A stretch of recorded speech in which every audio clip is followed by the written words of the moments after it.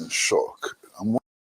First of all, I'm just still in shock. I'm wondering how leaders like William Ruto were inflicted upon the African people. Look at the standard of leadership. When we're engaged in a struggle for national liberation, Modibo Keita, Sekou Toure, Kwame Nkrumah, America Cabral, Jomo Kenyatta, and so on. Now look at the type of leaders we have. Rubbish! How did we inflict these kinds of leaders on us? And look, you cannot miss the irony. Here is William Ruto sending Kenyan police people to Haiti to maintain law and order, to restore a certain level of stability at the instigation of the United States of America. Look at his own country. How can this irony be lost on us? And I'm hearing all kinds of comments and so on. What happened? When he went to see Joe Biden, after the discussions and so on, Kenya was designated as a non-NATO ally of the US. What does that mean? New colony, complete new colony of the United States of America. At a time when the African people, East, South, West, Central, and so on, are struggling against the establishment of US military bases across the continent, are struggling to enhance national sovereignty and so on, William Ruto goes to the US and agrees that his country is a non-NATO ally of the US. Unbelievable. Look, in 1963, when African leaders met in Addis Ababa, they sought to craft a united Africa, common currency, common foreign policy, common defense policy, and so on. What has happened to that? Is William Ruto working for that objective? Is he working for the objectives set out in the final resolution of the 1945 Manchester Conference of the Fifth Pan-African Congress? Puppet, clear Western puppet. And that's the problem. Today, William Ruto looks us in the face and says that, the people's voice is important and that we have to listen to the people because it's the mandate of the people that we presidents exercise and so on. When did he come to that realization? After killing more than 20 Kenyans killed down. More than 100 Kenyans have been injured, some have lost their limbs and so on. Somebody must pay for those crimes. Those crimes committed against the Kenyan people. We've gone beyond the issue of the finance bill. Under whose orders did 20 Kenyans die? Under whose orders did more than 100 people suffer various degrees of injuries and so on? That's where we are today. And I'm so happy that the Kenyan people have decided that the demonstration continues unabated. And today, they are massing up in the streets, ready to demand full accountability from their government. Now, Kwame, look, our leaders, one of our problems is that our leaders have stopped thinking completely. They don't think anymore. These measures which William Ruto was introducing are impositions from the International Monetary Fund. They went to the International Monetary Fund for a bailout. They tax your people, tax the bread, and so on, so that you can generate resources to pay so-called foreign creditors. That is the crux of the problem. Meanwhile, look around Africa. Take Ghana. We have gone to the IMF 17 times. Every time we go to the IMF and we implement the measures they prescribe for us, our situation gets worse. To the extent that today in Ghana, the madness is so obvious. Our leaders are celebrating debt forgiveness, partial debt forgiveness. That's what they are celebrating. Our Our leaders are celebrating inflation at about 30%. Our leaders are celebrating what they call the haircut. People who put their pension money and so on in the banks, in treasury bills and so on, are having to lose large portions of their money. That's what our leaders are celebrating. Incredible. I can't believe it. And what is happening there is not substantially different from what is happening in Ghana. It's not substantially different from what is happening in Nigeria. It's not substantially different from what is happening all over Africa. What happened to us? He's talking about putting teachers in classrooms and so on. Meanwhile, he was vice president under Uhuru Kenyatta for how many years? What happened to teachers in classrooms and so on? Now you turn around after killing 20 innocent people whose only crime is that they stood up for their rights and so on. They're telling us about the need to put teachers in classrooms and so on. When did he realize that? Unbelievable. You understand? Completely unbelievable. Look, the problem with Kenya, the problem with Ghana, and the problem with all other African countries is that the path, the economic path we have embarked on, can only lead to total disaster. Neoliberalism is not going to liberate us from poverty. Neoliberalism is not going to free resources for industrialization. This neoliberal craze can only push us deeper and deeper into the hole. And that is what African leaders ought to realize. And if they don't realize, we the citizens have a responsibility to kick them out of office and to bring into office new leaders who are properly focused on achieving the objectives of the national liberation movements, which were very clear. And the objectives of the national liberation movement were clear. One, the right of the African people to elect their own leaders and to choose their path. The ownership of African resources by Africans, and the exploitation of African resources for the benefit of the African people. And finally, the unification of Africa under the banner of scientific socialism. These were the objectives of the independence movement. And we need to go back to the basics, you know, otherwise we'll be beating about the bush. Now look around Africa. The patriotic African revolution has started. It is boiling in Mali, it is boiling in Burkina Faso, and it is boiling in Niger. And it is clear that this wind of change will continue to blow throughout the African continent until the African people realize their dreams, their aspirations, and so on. Is it any wonder that leaders like Ruto and Nana Akufo-Addo and others are ganging up against the patriotic revolution which is emerging in Africa? Leaders like Tinubu and so on are talking about mobilizing troops to go and topple the leadership of the patriotic revolutions and so on. And I wonder what gives them the nerve to even begin to think like that. I mean, ECOWAS sent a delegation of heads of states to Mali. You saw what happened to them. They booed them. They saw the hundreds of thousands of people who poured into the street in support of the patriotic revolutions and so on. And the other thing which I keep hearing, which makes me crazy, is that, it is always better to have civilians in power than to have soldiers in power. Who told them that? Who told them that? Check the record. Check the Ghanaian record. As a matter of fact, if you take the Nkrumah government, which was completely outstanding, which did so much, established 400 industries as well, which government comes close to Nkrumah? It's a Chapo government. Operation Feed Yourself and Industries. You know, the effort to expand electricity supply and so on. Look at the record of the Chapo government. And then, as if us or soldiers, they are not human beings. Soldiers are citizens like all other Ghanaian citizens. They have a right to participate in the decision-making process. Okay? They, like all other citizens, have to contribute to make sure that this economy grows.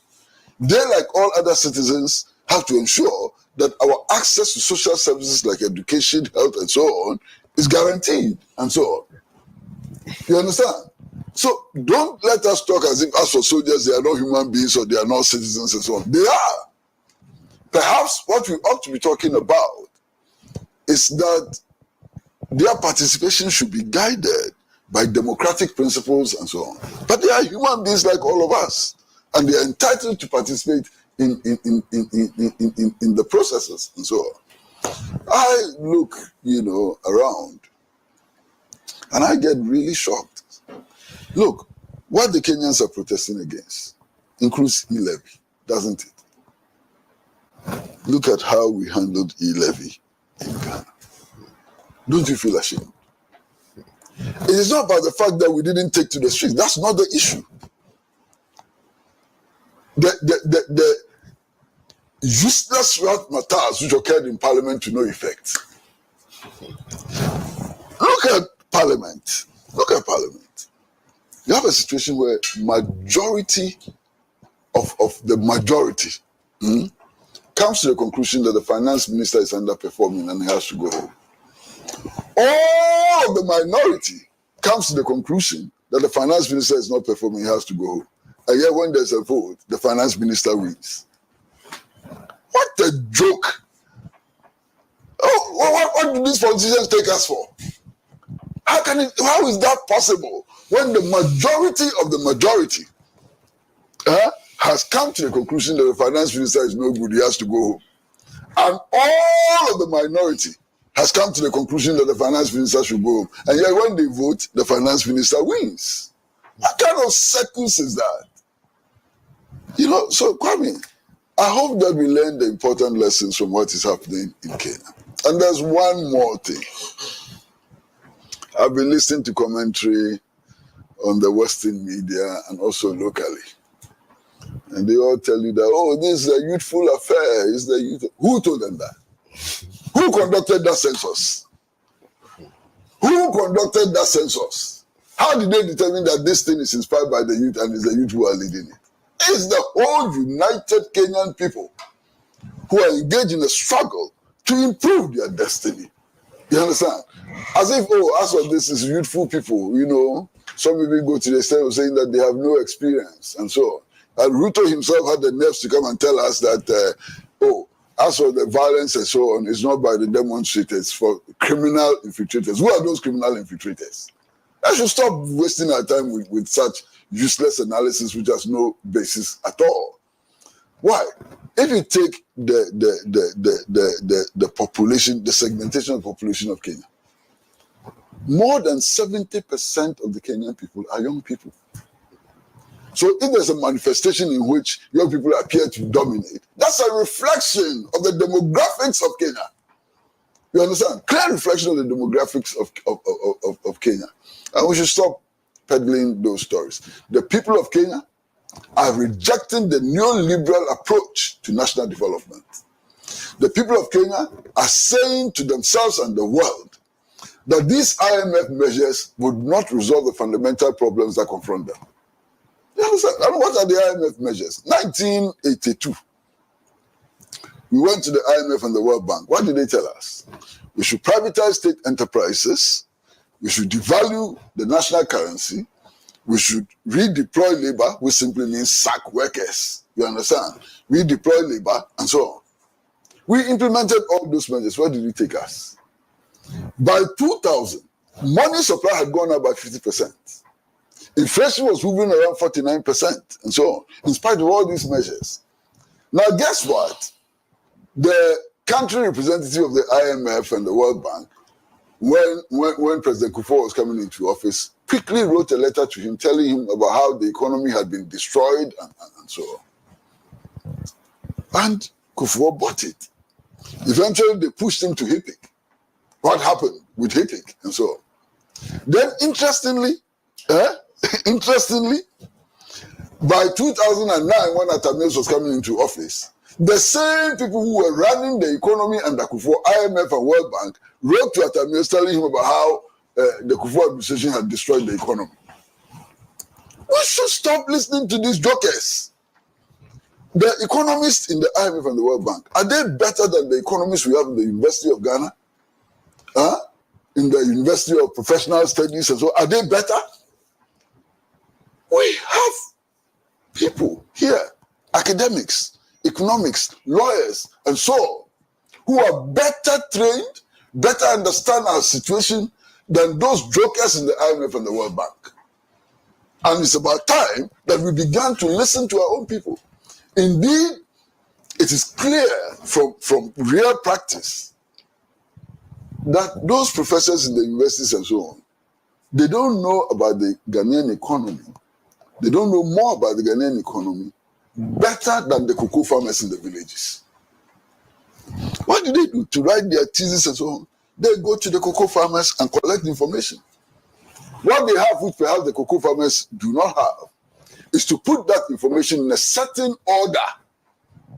Certain order, which means the needs of academia and so on. They don't have anything more than the cocoa farmer. Why? Do they know the effect of petroleum price increases better than the taxi driver and the trotro driver? They should stop wasting our time. The time has come for the masses in Africa to take over their countries. The time has come for the mass of Africa to spearhead the patriotic revolution which is taking place in Africa. And Kenya is just one of the few. Kenya is just about to fall. You know, neo-colonialism is just about to fall in Kenya. And many African countries should be ready because the tide is blowing through the continent and the world. And there's no force we can stop this tide which is blowing across the world. Nobody knew that healthcare.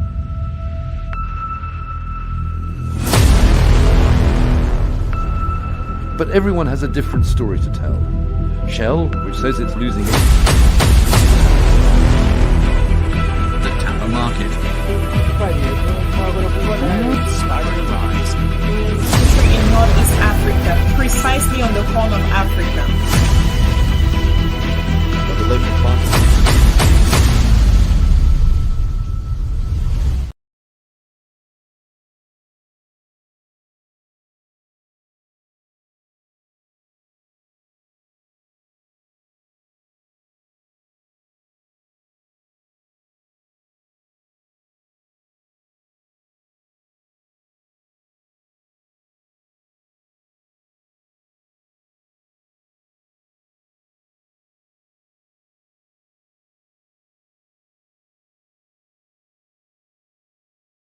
All right, folks, sorry about that. Something happened. I don't know what's going on, but hey, I'm glad we are back. All right, so that was an introduction that we have to start with to get the ball rolling. Okay, once again, this is Frank. I am your host. This is the Revolutionary Repatriation Educational Lecture CV aspect of WCC every Sunday at 1 p.m. All right, this time we want to welcome you all for tuning in, and I'm hoping that you have already shared, right? And tell others to share and tell others to subscribe, just like how you subscribe to it, because we are targeting certain number. Before this year end, we have to reach to that subscriber, and not just that, not just because of subscriber, all right, but we want for our people to be aware of what is happening in this current time. All right. It is a time of awakening, and we do not want to leave anyone behind. So today's topic, it says, is William Ruto a slave? All right. Is William Ruto a slave? All right. Now, U.S. tax bill in Kenya. All right. The United States, the World Bank, IMF, Europe, right? Their tax bill in Kenya. All right. We're going to also look at U.S. NGO caught in terrorist acts in Central Africa Republic in the Sahel region. U.S. non-governmental organization caught in a terrorist act in the Central Africa Republic, the Sahel region. Now, these are the things we're going to be looking at today, but I have an article for you, just one, and the rest, no, I think 3 articles, sorry, 3. And the rest, we're going to dissect it and analyze it. All right? What we mean when we say is William Ruto a slave. Now, this is not just to William Ruto. This also go to Nana Akufo-Addo, all right? And this go to the many African leaders. I did slave. And by the way, we're going to explain to you what we mean if they are slave. Now, let's look at the first video. And then after the first video, then we bring out an article, all right? Now, what is happening currently, right? These are things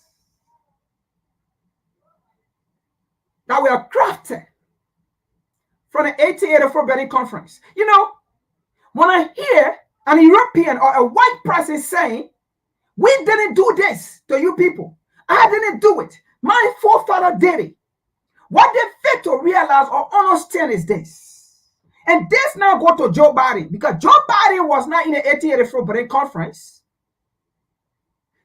The current European leaders, they were not in the 1884 Berlin Conference. The current IMF, the so-called IMF, they were never in the 1884 Berlin Conference. They were never part of the slave trade. We understand that. They were never part of the colonization of the African continent. We understand that. But what they fail to realize is there was something left behind by their forefather. And they are using that script in the current situation. Now, directly, we did not go through slavery or through colonization, but we are also suffering the ramification of the slave movement and of the colonization of the African continent, and also directly or indirectly the United States and EU killing directly or indirectly African leaders. We are still suffering it. We are suffering the aftermath of the United States killing Gaddafi because of the plan of Gaddafi. If not, Africa would have been in a different, better position. So we understand. So whenever they come to us, oh, we didn't do this, my forefather did it. But guess what? You are using a script your forefather left behind to continue to subjugate and to suffer us, to step on our neck. You are using that script. So what I'm about to show you here today, after I show you the video, I'm going to show you a history. I'm going to bring out an article. And you see what is in that article that is manifesting. And that article was written in the 1800s. And today, they are using it. The descendant of the slave master, the descendant of the colonizer are using it. Then how can you come to me and say, we should move on? Your forefather did it. We didn't do it. This is a different time period of the new breed of Africans.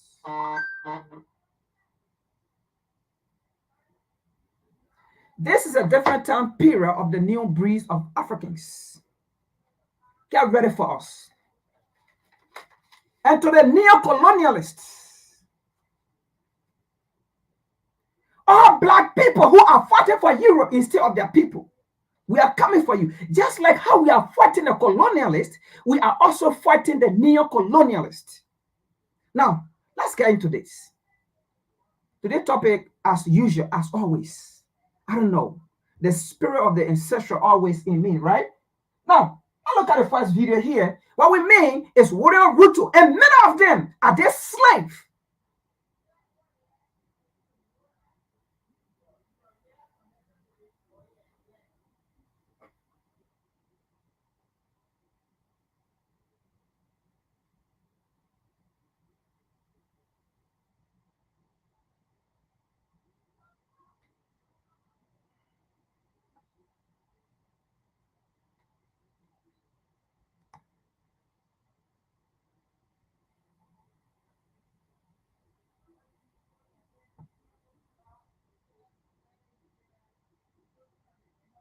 Did you see Ruto sitting on the US?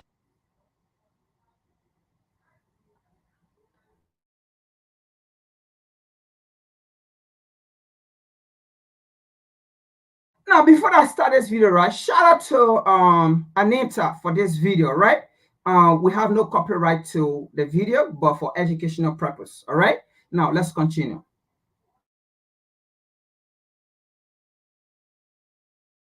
Ex-president when I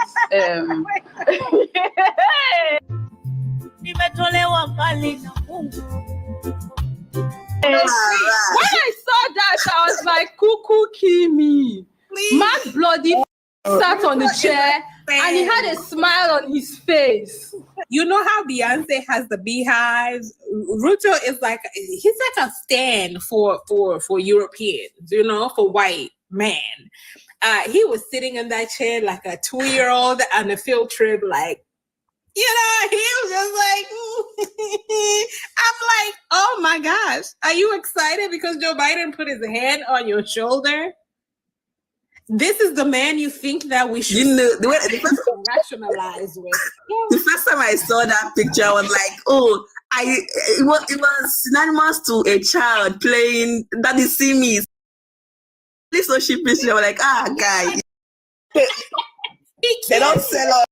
Walking in, you're visiting, right? He's showing you like, this is the Oval Office. Like, we've taken the tour of the White House in DC many regular guys. Say goodbye to old costly cable TV once and for all. This revolutionary invention gives you access to your You can see the individual here. That is the Kenyan president on the first state visit to the United States of an African head of state in 16 years. All right, folks, I have to pause it, right? Let me make a clarification here. This is William Ruto. And do you know where he's sitting? This is the White House. This is the presidential office of the United States, right? Of Washington, D.C. there. This is Joe Biden office, right? Now, this is Donald Trump office. Like all the president, that's their office right there, right? All the United States president, right? This is where William Ruto is sitting. And look, folks, they gave me a seat, sat, all right, where the president of the U.S. is supposed to sit, all right? William Ruto, who had the strength, all right, sat.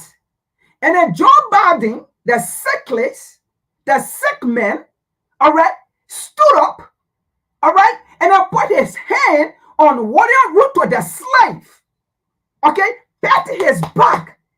So William Ruto now sitting over there now in his mind, damn, I'm sitting this nigger, this negro, all right, this black man. I'm the only black African leader, you know, that have come and sat here, okay, on this prestigious colonial, how they call it, throne. Okay, so he's so happy that his slave master allowed him as a slave to sit or to sit, okay, on the slave master throne. But guess what? These were all laid down by Adam Smith in the 1800s. Now, to some of you that believe in Adam Smith, the father of economics, today I'm going to tell you, for each time you celebrate Adam Smith, you are celebrating the oppressor, the suffering, the humiliation of the people that came after you, that suffered, that died for you to give you freedom. This is WCC. We don't play. This is not opinion. But William Ruto, as a slave, he's so proud. They made him to sit on a colonial throne. So when he went home back to Africa, because in his mind, he's a free man now. He's now eating on the table of the colonial master.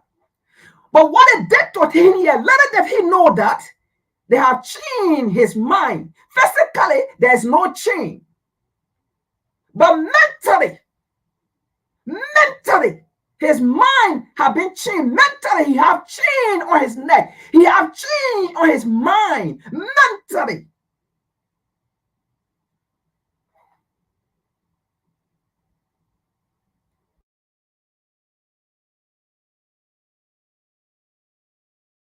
He was invited to the White House, like, I think it was a week ago. Now, I'm not going to say anything. I'm not going to be disrespectful. I'm just going to ask you guys to look at this image That is Joey over there. That's Joe Biden, President of America. This is the Oval Office, and this is the president, not an ambassador or anything. I'm not talking about an ambassador, a minister or something. The president of Kenya.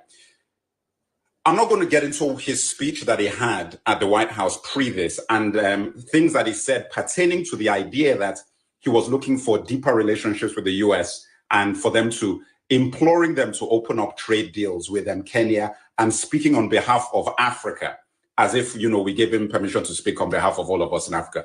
But that being said, look at this image. Now, I'm not going to say anything. I'm just going to show you another image of what tends to happen when certain folks go to the White House. You see this image here? This is what tends to happen when kids go to the White House. They get to sit in the Oval Office. They sit in the president's chair. The president looks down on them and, says nice things, and they smile for the camera and so forth. But I'm not saying anything. I never said a thing. Because people don't they usually have a couch, when the president has guests. It's like a couch, and they're probably in like a different room to sit there and have conversation. I'm just like, did he ask? He really did ask. Or he probably looked at him and like, would you like to sit in? Because it's like when you have a child and you take them and then you see something that they're gonna like. I'm saying, okay, I'm gonna put a quarter in here and this bike, and then yeah. Oh man, they always they keep embarrassing us everywhere they go. Like, I'm like, what are you doing on that chair? Like, what do you think you're doing there? But I understand, because the mentality that most of the present presidents we have in Africa is the colonial concept, the colonial mentality, where they still want their master to look at them. They still want to please their master as best as they can. Yeah. They have a colonial brain. They don't think. Mm-mm. They are not deconstructed. These are the people who were there when colonization happened. Yeah. If you trace everything around, you could. Home Depot hates when you do this, but they can't stop you. This new with President Ruto of Kenya. Then you have the state dinner with Biden here in the United States. Then that president goes back to Kenya, creates legislation to tax the Kenyan people up to 36%. It's up to a 36% increase in order for them to pay the IMF. And a part of that legislation is also saying that they could appropriate land. They could take land from the Kenyan people as pretty much like a payment to the IMF. Like, that's embarrassing. Because, and on top of that, there was actual congressional leaders from the United States that were there while this was being passed. And now there's riots and multiple people have died. Dozens of people have been harmed and hurt, tear gassed, all for a recolonization project that the United States just facilitated and had President Ruto, who is a sellout to his people, carry out. They must know they're going to lose in November, because do y'all know social media exists? Oh yeah, y'all know, because y'all wanted to be banned. I really wanted to start this video by talking about, the whole thing with President Ruto sitting on that chair in the Oval Office, because I think that particular situation, as it went down and as we see, really shows us exactly where the mind of President Ruto is at. I mean, given how he's basically in bed with the US government, it is crazy with everything that government is doing. It's crazy that any sane person will want to be in cohorts with them. It really shows you where they stand psychologically and morally, in my humble opinion. But I really want to start this video, this conversation, setting that tone so everybody can see exactly what kind of man Ruto is. He doesn't care about his people. He doesn't care about the continent. He's a sellout. He's a puppet.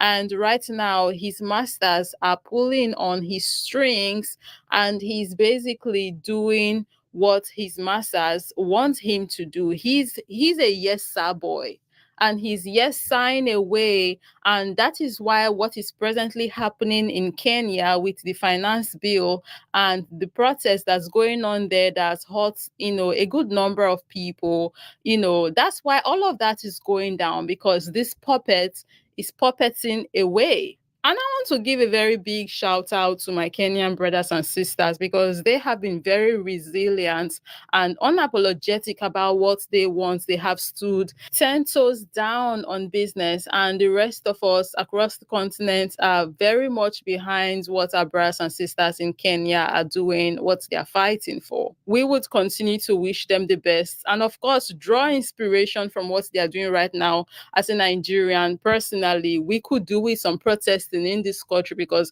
each is going to hell at this point. The other day here, I bought 6 to 8 seeds of tomato for 1,500 naira. When I tell you, I almost lost my African mind, because that is insane. How did we get here? How are we not protesting? And that is just tomato. Don't get me started on the price of pepper and onion and health sanitary pad. And let's not even talk about the price of baby food or even transportation. It's difficult to get around these days because everything is so freaking expensive. Living is expensive. The cost of living is about to kill the living over here. Talking about the protest in Kenya, I'm sure some of you might have heard about this police officer guy who wanted to throw a tear gas canister at peaceful protesters, and he got both his forearms obliterated by the canister. Talk about like instant karma, right? I think I want to go live tomorrow so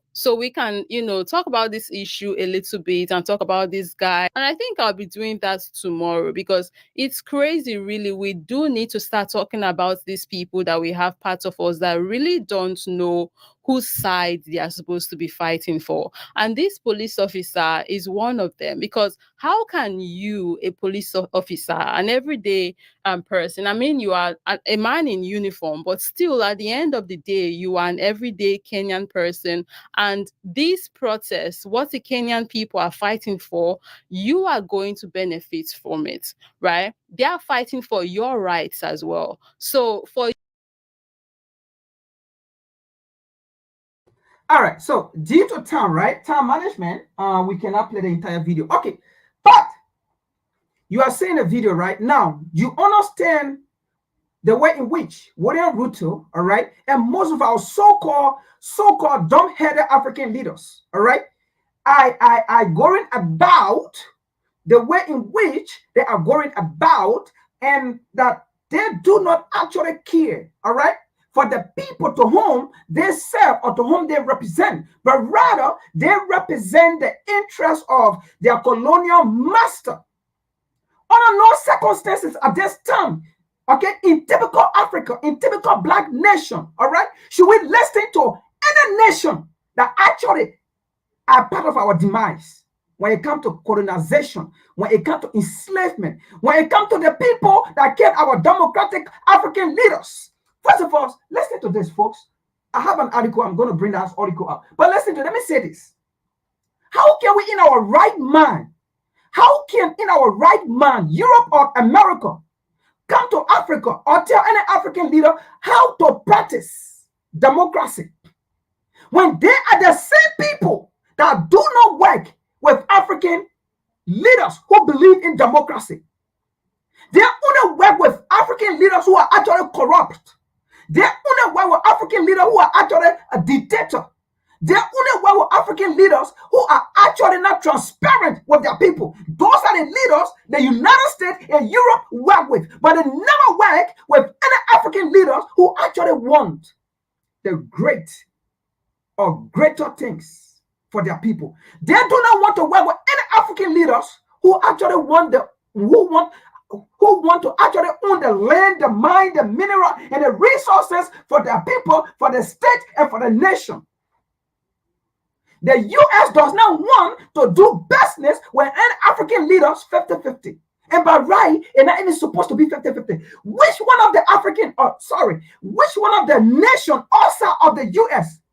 that will come to the U.S. and tell the U.S. your resources, we want it 50-50? Never. But how can the U.S. go to Africa? And when we tell the U.S., okay, you coming to do business, but let it be 50-50. And the U.S. said no. Can any nation come to the U.S. and ask the U.S., we want to do business 50-50? It will never work.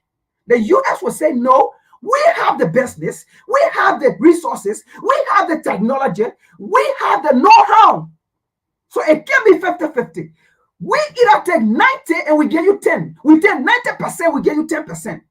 But how can the U.S. go to the African continent so hypocrite? Are you not even pleased to even say 50-50 after you have dehumanized African for over 500 years? And we still want to do business with you. And that go to Europe, that go to all of you so-called nations and continents that took part in the dehumanization of Africans. Aren't you happy? Aren't you pleased? We are even still doing business with you. Had it been the other way around, you, the U.S., could you have done business with any Africans? Never. Had it been the other way around, you, so-called Europe, could you have done business with any African? Never. Let's continue here. Let's look at the article. But what is happening, folks? What is happening? It was scripted in the 1800s. It was scripted in the 1800s. So it baffles some of us when we know these things and we see our African leader doing these things. Let's see something here.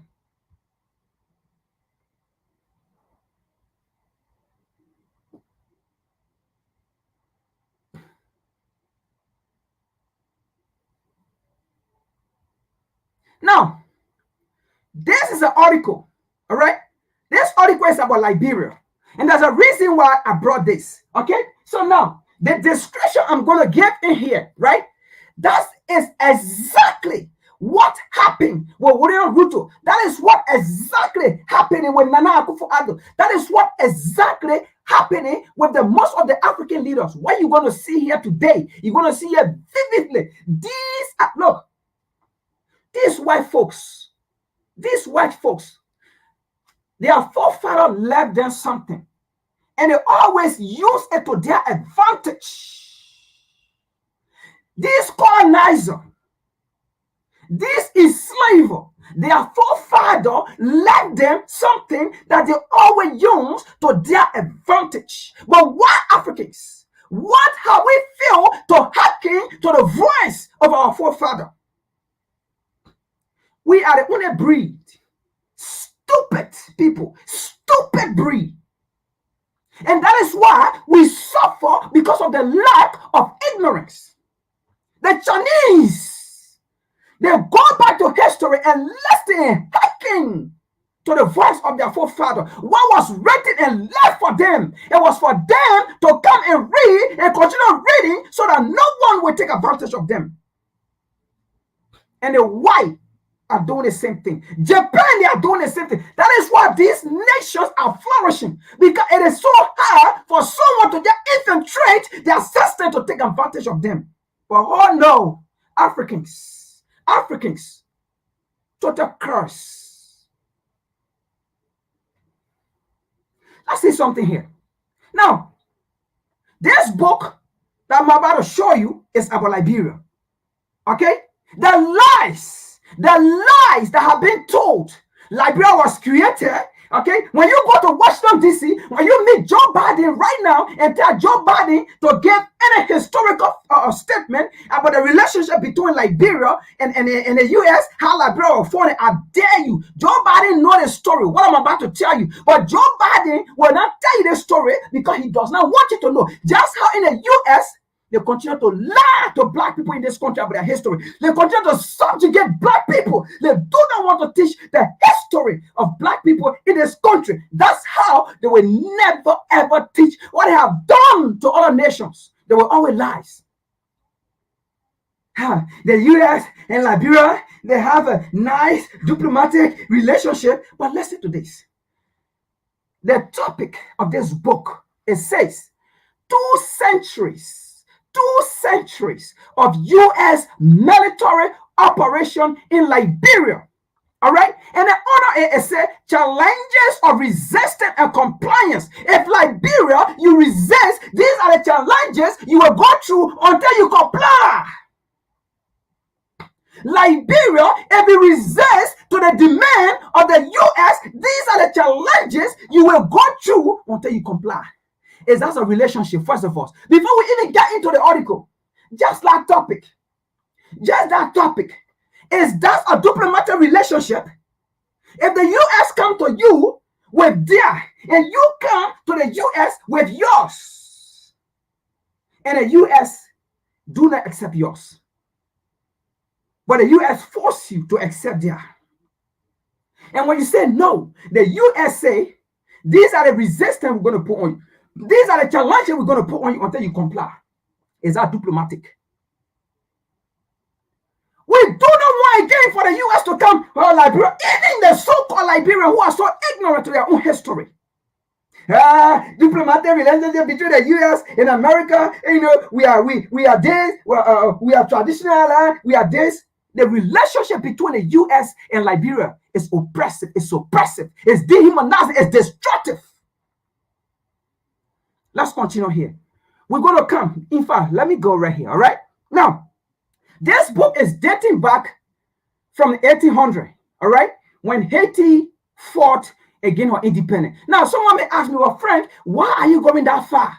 There's a reason I'm going that far, because I already told you what is happening in current time. These are things that was scripted and by the colonial master, by the slave master, and their children, their current generation are using it against you. And that is why we have to go back in history in order to understand the present. You will never get the present if you don't go back to the past. That's why they'll always, in the English grammar, you never hear say present and past tense. Present and past tense. They'll always tell you past and present tense. You must go back to the past. Why you didn't put it that way? They didn't say present past tense. No, they said past and present tense.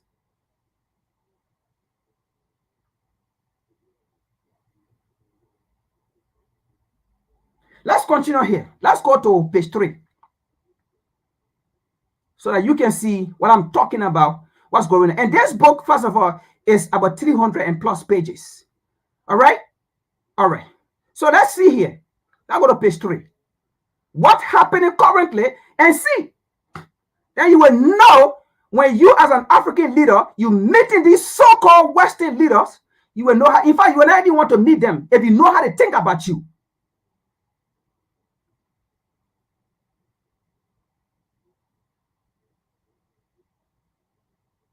All right. So this is chapter 1. The early history of Liberia, right? Expansion and slavery in America. Now, the expansion of slavery in America to Africa. The expansion of slavery in America to current day Liberia. The expansion of slavery. Now, that's chapter 1. Let's go up. Let's go up. Let's go up. Now, page 3 right here, right? Now, we're going to start from page 3, the second paragraph. Be with me, okay? Be with me. I want you to get something. Be with me here. This is WCC. We are here to educate our people. I want you to get something. Now, we're going to start from the second paragraph. What is happening? What Joe Biden and even the next president of the US, right? They will come and do the same thing. Let's continue here. Let's continue here. It says the idea of the Haitian Revolution, right, spread throughout the Atlantic War, leading the poet William Wordsworth to refer to these ideas as the common wind, right? Let's continue. The number and intensity of rebellion, right? The number and intensity of rebellion increased across the slave-holding Atlantic Wall, and slave owner experienced serious tension and rebellion in Barbados, Jamaica, and British Guinea. Now, give me 1 second or 2 seconds, right? The people that were sent to Liberia, right? They were called rebellious slaves. They were not free slaves. Now, if they were rebellious slaves, what was the purpose of the U.S.? The so-called ACS, Liberian people, oh, it was the ACS, it was this, it was this. Today, I'm here to educate you. Unless you don't want the truth now. But let's continue here. We're going to come to William Ruto. William Ruto is in here. William Ruto is in here. But let's continue here. Let's continue here. Now, where I was. All right. New Guinea. Okay. In the 1800s, Virginia. In the 1800s, Virginia experienced the Gabriel conspiracy. The Gabriel conspiracy, which was the largest attempted rebellion at the time. Now, this was the beginning of the people they sent to Liberia. They were not free slaves. This was the beginning of the people they sent to Liberia. This was the beginning. They called them rebellious slave. But let's continue. We have a lot. I don't want to hold you back. Let's continue here, right? Let's continue. Now, under the leadership and the blacksmith, Gabriel, that's why they call it Gabriel conspiracy, right? The guy who organized the attempted coup to kill or to murder the rapist, James Maroon, the rapist, James Maroon, the man to whom they named the capital city of Liberia, Monrovia, in his honor, James Maroon, the rapist. Let's continue here. Now, let's continue here. All right? Under the leadership of the blacksmith Gabriel, a large number of suppressed people, including slave, mulatto, and lower class white, united with the aim of overthrowing the white property owning class, who enriched themselves through that joint exploitation of slave labor and low pay wages for work. Let's continue here. The Gabriel conspiracy sought to end slavery under the slogan death or liberty. Death or liberty. Now, let me explain this. In Liberia, they how they call it, so-called motto, they call it the love of liberty brought out here. Now, over here, the reason why they used that, it was not the native men that used it. Even the people that took there, it was not them that used this, because when your constitution was written, it was written by a white man, Simon Greenleaf, or one who was a law professor, how they call it, as Harvard, how they call it, university, right? So they wrote these things. So when you see here, death or liberty. Now, during this time, when they founded the slave revolt, okay, this was their motto. We either die or we gain liberty. We either die or we be free. Right? So now, how did they get to Liberia as the law of liberty brought out here? Let's continue here. Let's continue. Let's continue. Now, in the midst of pressures, will be the seizure of the city of Richmond. That's what they wanted, okay? To seize the city of Richmond. The people that took to Liberia, but let's see what happened. Virginia, where Governor James Maroon will be taken hostage. The revolt failed, and the slave who were considered its leader were all executed. Oh, I thought they were free. Why did they kill them? The slave revolt failed, and the leader, the slave who were considered its leader, were all executed. Thomas Jefferson at that time, okay, and James Maroon, the man, the capital city of Liberia was named in his honor, or is named in his honor. They executed all these Africans who went to fight for freedom. They executed them. But let's continue. What happened down the line? Whether Ruto is in here, all right? But I want to connect the dots before we move on. Just bear with me.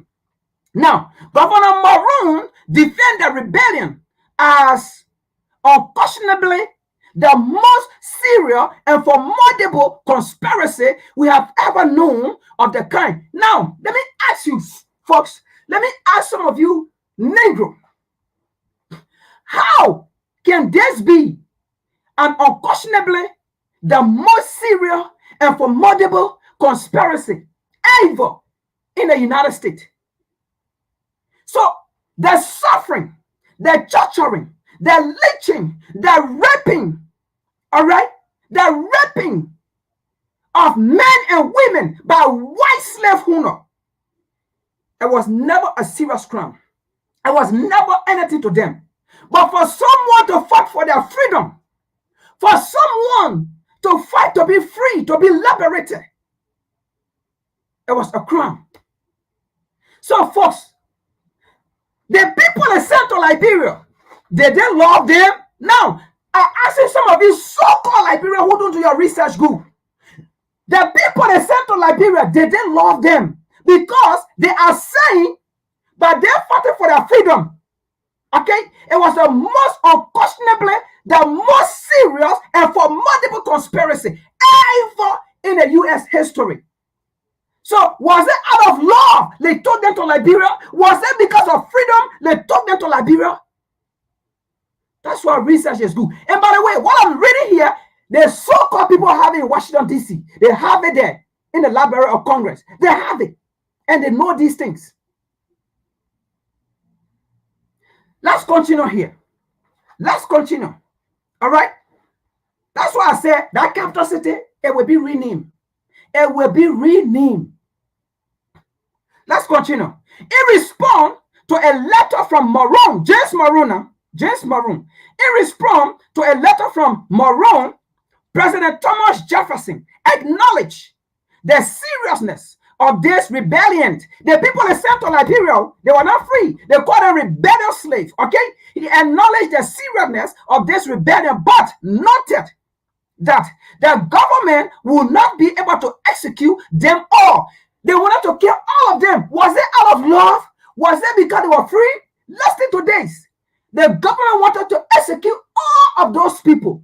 Had it been that they was going to execute all of them, there was never going to be anything like in Liberia called America Liberia. So for those of you who believe in our slave mentality or referring yourself America Liberia and continue to work for Washington D.C., the slave master, this is what you're doing. This is what you're doing. You are telling them thank you. That the people that want to go fight for you that day, they slaughter them. You are telling them thank you for slaughtering them instead of you fighting. But let's continue here. Let's go ahead. He said because the other state and the world at large will forever condemn us if we endure in a principle of revenge, like killing them. Now, that's what Thomas Jefferson suggests. He said, okay, so Jefferson 1800, right? So he said, acknowledging the importance of public opinion, Jefferson further noted in the letter that long-term imprisoning within U.S. border could create long-term problem if public opinion demand the release of the accused. The people in Central Liberia, Thomas Jefferson said, if we put them in prison in the U.S. after they executed the leaders, first of all, after they executed the leaders, now these were the followers. So Thomas Jefferson said, now this is Congress now, okay? The so-called ACS is not in the picture. This is Congress. Thomas Jefferson said, if we execute these people, if we imprison them here, meanwhile they already executed all the leaders, okay? But Thomas Jefferson said, the rest of the followers, if we imprison them in the U.S., it will come a time, public opinion, public demand will request for their release, because it will be like, these people were fighting for their freedom. Were you not happy? Don't you want to see them free? So this was a debate in Congress. Let's continue here. ACI was not in the picture. Let's continue here. Now, acknowledging the importance of public opinion, Thomas Jefferson noted in the letter that long-term imprisonment within the U.S. border could create long-term problem if public opinion demand the release of these accused. Displacing the rebellious slave, the people in Central Liberia, they call them rebellious slave. Displacing the rebellious slave outside the United States was seen as a possible solution. Taking the rebellious slave out of the U.S. was seen as a possible solution. The rebellious slave. Let's continue to this. Let's continue. All right? So taking them out of the U.S. and not imprisoning them in the U.S., taking them and carrying them somewhere else was only the solution. They did not call them free slave. They called them rebellion. Why did they call them rebellion? Because they rebelled against their master. This is history here now. No half feeding. We are teaching history here. Because in order to get to the bottom and to liberate the minds of our people, we have to speak facts as it was, as it's happening. Let's continue here. Now, displacing the rebellious slave outside the U.S. or the United States was seen as a possible solution. And Jefferson, note, surely the legislature, the ACS is not in here. All right? These people sat down months and they were discussing this for solution, what to do with the rebellious slave. Now, surely the legislature, all right, who passed a law for their exportation. No. Were they free? No. Did they send them because of love? No. Exportation. Did you see that? When they send you somewhere, is it because of love? When they export you, is it because of love? Exportation. So, like nonsense history, okay? Today, it's still in the Liberian educational system. The free slaves were brought to Liberia because they were free. They wanted to find a place for them because American government loved them. La. They never loved them. If they deport you, it's not out of love. It is not out of love. And then what they use here, they say were exportation because at that time, black people were property. You only export property. And they use the word exportation. Property. But let's continue here. The proper measure on this and all similar occasion. Why today in today's current time? In the U.S. here, those that will say, my forefather did this, I didn't do it. But these are the same people I will say today when black are asking for their right, for their freedom, for justice against them, for injustice against them. The same descendant of the slave master will say, well, if you don't like it here, go back to Africa where you came from. Go back where you came from. But they're saying that. Do you know what they are saying? They are saying, if you don't like how we enslave you, if you don't like how we treat you, how we subjugate you, if you don't like how we see you as a slave, go back to Africa. So that is why they said the proper measure on this and all similar occasion. All similar occasion. Why do you think 1920 moons bombing? I mean, or how they call it? Not moons bombing. Now the moon bombing was 1985. Just recently, not even long. Recently, 85. Philadelphia. These are black people who are bombing, okay, who are rising up. They're bombing. They don't want to see you rising. 1921, Oklahoma, Tulsa, Oklahoma, Black Wall Street, they're bombing. Not just that, they rose who? They're bombing. These are all strategic area of black community. So all these examples, do you think even within a U.S. territory, they do not want black freedom. They do not want black stability. They do not want black unification. They do not want black liberation. How about Africa? You think they want it? Why would they want to say a few group of people in Liberia that they say they love them, they free them? But the one that here, 1865, they did not free them. They created a network of prison system. You got to know your history. Let's continue. We'll soon get to William Ruto's story. Let's get there. All right? But we have to connect the dot. All right? Let's get there. Now, question was, now, after the Congress, they sat in Congress, right? To where they should send a rebellion slave. Now they start asking the question, where can we send these people?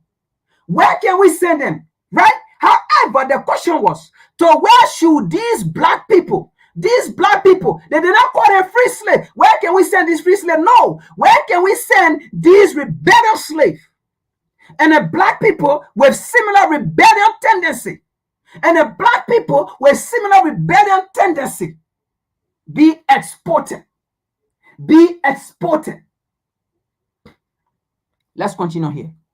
Now, the next year, Jefferson suggested, this is not his year in Congress, because he was still the federal government. Jefferson suggested in a letter to Maroon, the so-called rapist, they name your capital city after.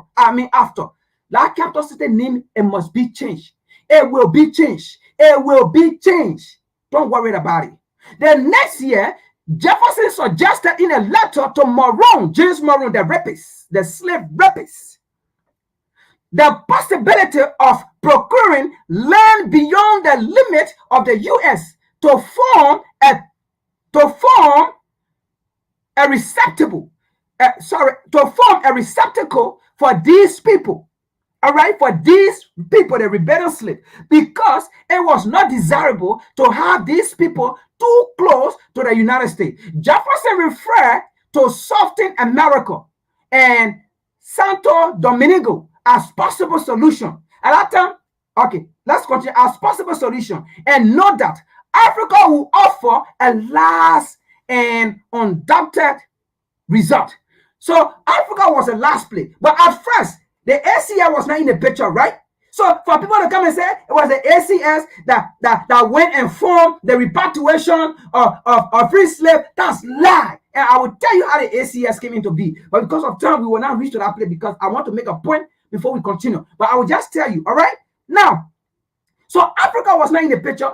They were contemplating in Congress. Should we send them to South America? But listen what they said about South America. Now, they said, while considering how to get rid of some of these slaves. Oh, I thought they said they were free. I thought they said they were free. But let's continue here. While considering how to get rid of some of these slaves, the debate in Congress, the debate at the time also focused on how to stop the supply of new slaves. The transatlantic slave trade had been central. Earlier industrialization, where the textile industry was the main driving force. Industrialization in the latter part of the 18th century. As Ruto note, it was for cotton that the first real factory came into being, which were bound up with the Indian, Africans, and American trade, and with the tariff in black slave. Factories were established around the colonial port, such as Liverpool and Glasgow, where capital was accumulated and initiated technological improvement. Right now,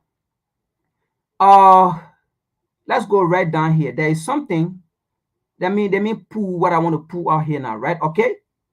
Let me pull what I want to pull out. Now, this is what currently going on. All right.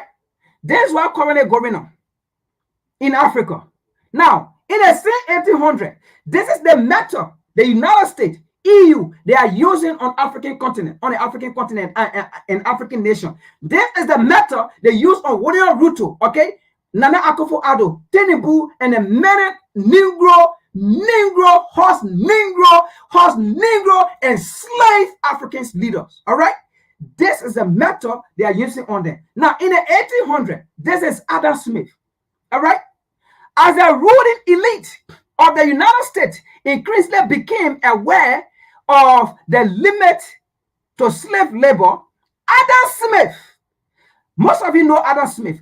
Adam Smith provided many arguments in favor of a safer economic system built on free wage workers, which will also be more efficient.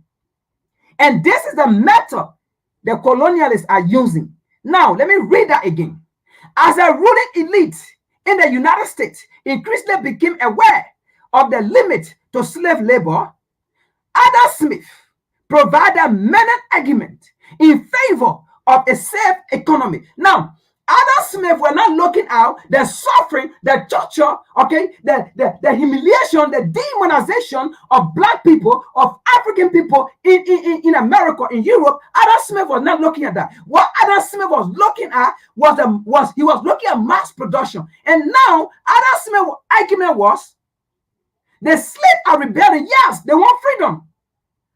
But what can we do for them to stop rebelling? What can we do? What method, what measure can we put in place so that they can't see us as enemies? But however, they will still be slaves. However, they will still produce. However, they will still be on a plantation for the slave master. That's the argument of Adam Smith. Let's continue here. Adam Smith provided many arguments, okay, in favor of a safer economic system built on free wage worker, and which will also be more efficient. Do not pay, it was built on free labor. Okay? But how can you use the slave? By now whipping them, by now raping them, by now beating them, by now braining them, by now castrating them, by now using them, African women as sex slaves. How can you do it? Even if you want to use it as sex slave, how can you do it so that they will be willing to do it? So that they will not fight you if you want to rape a black woman. So that she will not be shouting. So that she will not be cursing you. How can you do it if you want to impregnate a black woman so that she can get baby, so that you can sell that baby to the slave master? How can you do it so that she can be pet? So that she can be willing to procreate on a farm as an animal?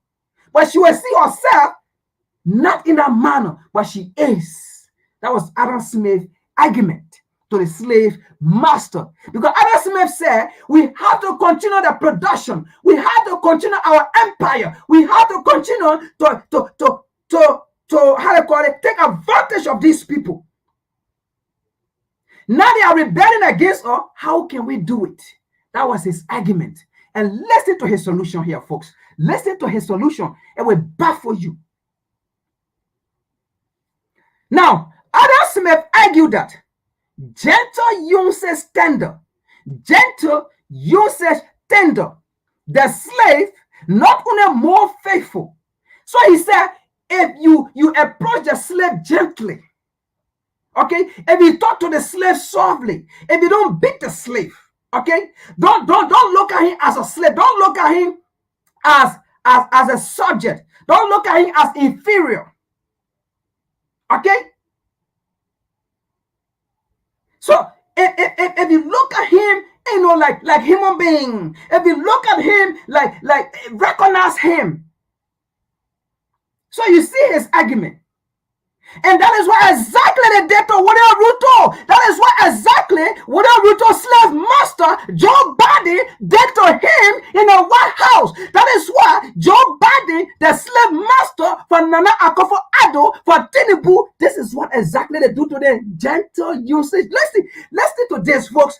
Look, these are things that was given to the slave master, and the slave master left it behind with their descendant, and their descendant are using it against the descendant of the enslaved, the descendant of the colonizer. I mean, of the oppressed, of those the colonized. Did you see here? That is what Joe Biden told William Ruto, the slave, come and sit down. That is what we said is William Ruto, the slave. So Joe Biden wake up from the White House for his seat and made William Ruto sit. And he sat, he's laughing, he's smiling. Oh my God, he was healed. He was filled of joy. So that you see Adam Smith, his argument is manifesting and they are using it. So Adam Smith said, gentle, usage tender, the slave, not only more faithful, don't just be faithful to them, all right? But listen to this, but more intelligent. You see, be intelligent, how to talk to them. Be intelligent how you bring them close. Okay? But in fact, I don't want to talk. Let Adam Smith speak for himself. Now, Adam Smith said, but more intelligent and therefore upon a double account, more useful. You see it? Now, if you do these things, that slave will be more useful. That is what Nana Akufo-Addo is more useful for the West than Africans. That is what Tinubu is more useful for the West, for US than African. That is why William Ruto is more useful for the West, for US, Europe than for Africa. That was Macky Sall, Senegal. He was more useful for the West than Africans. That is why Alassane of Cote d'Ivoire is more useful for the West than for Africans. Are our African leaders slaves?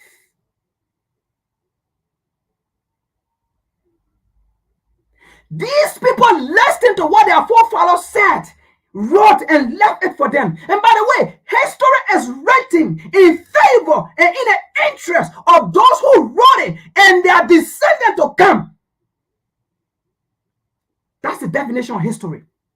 To come and tell me, oh, the story of past, and even this, we all know that. But what was it written for? It was written, or it has been written for the interest of the one who wrote it. Okay? And for the interest of the one who wrote it dissenting.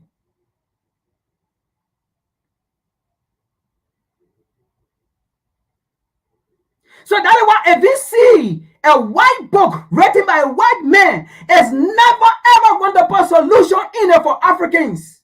Solution will be for the white man. Why you think they do not want to teach black books, black scholars? They will never teach how they call it, Kwame Nkrumah books in white schools, in white university. They will never teach it. Water running, never. That never. They will never do it. Because they know what is in those books, it is not solution for them, solution for Africans. So what is in their book, it is not solution for us, but solution for them. So do you see the argument of Adam Smith in here? And their people are using it today. But let's continue here. What Adam Smith said. Adam Smith said, the more the slave is approached, the more the slave approaches, okay, the more the slave approaches the condition of a free servant, the more the slave will possesses more degree of integrity and attachment to his master interest. You see it? Not his people interest, not his own interest, not his country interest, but for the interest of the master. So the moment William Ruto sat in that chair, where Joe Biden, his master, stood over him and pat his shoulder, William Ruto went back to the African continent. He approaches the African condition more favorably in the interest of his master, Joe Biden, and forgetting the interest of his people. Look, this is Adam Smith, and this is the application of today activities of African leaders with the West. Adam Smith, this was written in the 1800s and is still being used. Adam Smith said, the more the slave approaches the condition of a free servant, the more the slave see himself that he can now sit on a table with Joe Biden, and he can now sit and drink bread with Joe Biden, eat tea with Joe Biden. He cannot sit on Joe Biden on the United States presidential higher office seat. The more the slave do that and the slave see himself sitting there, the more the slave can rub shoulder with the U.S. government. The slave will see himself as an equal partner. That's what it means as a free servant. The slave was seeing himself as an equal partner, a companion when it comes to the presidential level. It's so in a manner the slave will be possessed with some degree of integrity towards his slave master achievement. The slave master interest. So anything a slave master tell him, he do it. That is why without Ruto as a slave, anything they tell them, they do it, forgetting the suffering of their people. Folks, this was written in the 1800s, and that is what manifesting today. Let's continue here. There are more to it. There are more to the argument. Let's continue here. All right. He said, the more the slave approaches the condition of a free servant, the more the slave will possess some degree of integrity and attachment to the interest or to his master interest, which are virtual frequently belonging to free servant. Whenever you serve as an African leader and you do not apprehend or serve the purpose, the interest of the Africans, masses of your nation, but rather you serve the interest of the West, the colonizer, the enslaver, the rapists, you are a slave by definition, because that's why they put here. That's why it was meant for. Whenever you work in the interest of IMF, you are a slave as an African leader. On the demise of your people, you are a slave. And that is why we will not relent and be afraid, or we are not wary to use the word slave. When you act like it, we call you like it. Let's continue here. According to Adam Smith, he still continues his argument, his logic of economic empowerment for the West, for the slave master, right? Let's continue this. According to Adam Smith, slavery is also an efficient. Look here. Adam Smith said, slavery is also an efficient mode of production. So he's advancing, he's giving an advance to the slave master, he's giving an advance to the colonialists, he's giving an advance to the imperialists, he's giving an advance to Joe Biden, he's giving an advance to the European, how they call it, leader, the EU, okay? The NATO, he's giving an advance to them. Don't forget, slave, they are very important, they are very efficient when it comes to production. So don't make them rebel against you. Don't make them to understand that what you are doing to them is bad. Don't make them to understand that you hate them. Because they are very important in our economy of production. Let's continue here. Slaves are also efficient, more of production, because more slaves must be employed. You see it? More slaves must be employed. So these African leaders, in order for them not to be like Abraham to worry, you have to treat them gently. In order for them not to care for their people, you have to treat them gently, and you will get their resources. They will gently give their resources to you. They will willingly give their resources to you. Don't believe me? Listen what I'm reading here, what Adam Smith said. In fact, let me read it so we can go to the next part. All right? I already said what I got to say, right? But let me read it so we can go to the next part. Now, Adam Smith said, slavery is also an efficient mode of production because more slaves must be employed to execute the same quantity of work than those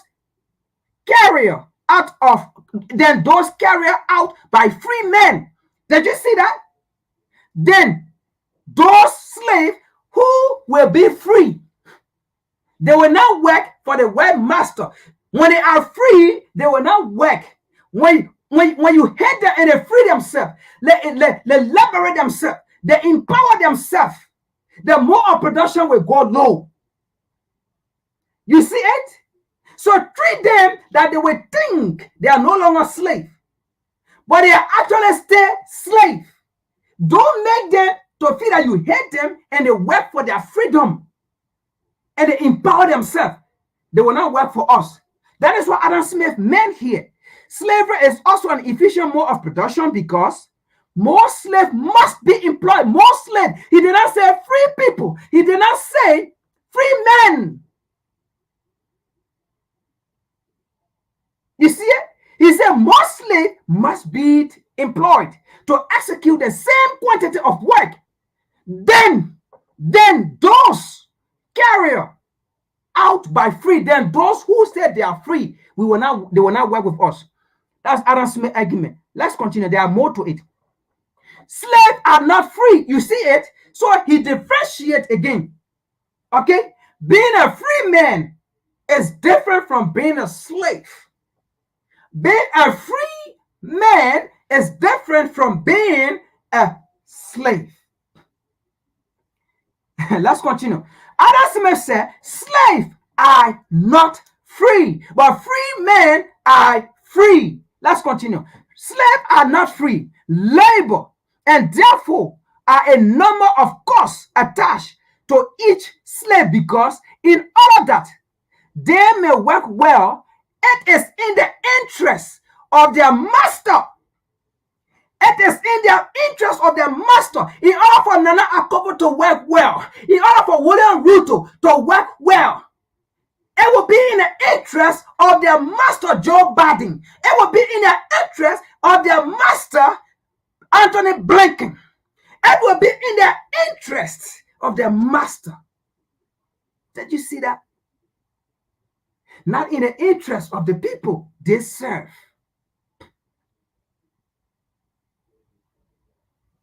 In order that they may work well, it is in the interest of their master that they should be fair well. No, that is why IMF is there now. Did you see this, Adam Smith? These are the model to which the IMF was funded. This is written in the 1800, and the IMF came in around the 1900. So these were the platform, the member in which the IMF was funded. This is Adam Smith argument, and perfectly it worked, and it's still working. In order that they may work well, it is in the interest of the slave master that they should be fair well, that the slave should be fair well. That is why they feed Nana Akufo-Addo with IMF. That is why they feed Kenya, William Ruto with IMF. That is why they feed these African Negro slave with IMF. You got to feed them well. They should be fed well and kept in good health. And kept in good. Take this one. Okay, and kept in good heart, in the same manner as it is. In the same manner as it is his interest that his working cattle should be so. So the same way you take care of your cattle, the same way when your cattle sick, you go and treat the cattle. You have how they call it, cattle or animal hospital. Adam Smith was saying in the same way, have a hospital for these people. When they're sick, go there and treat them. That is why the African leader, the slave, when they're sick, they come to their slave master. Don't you see it?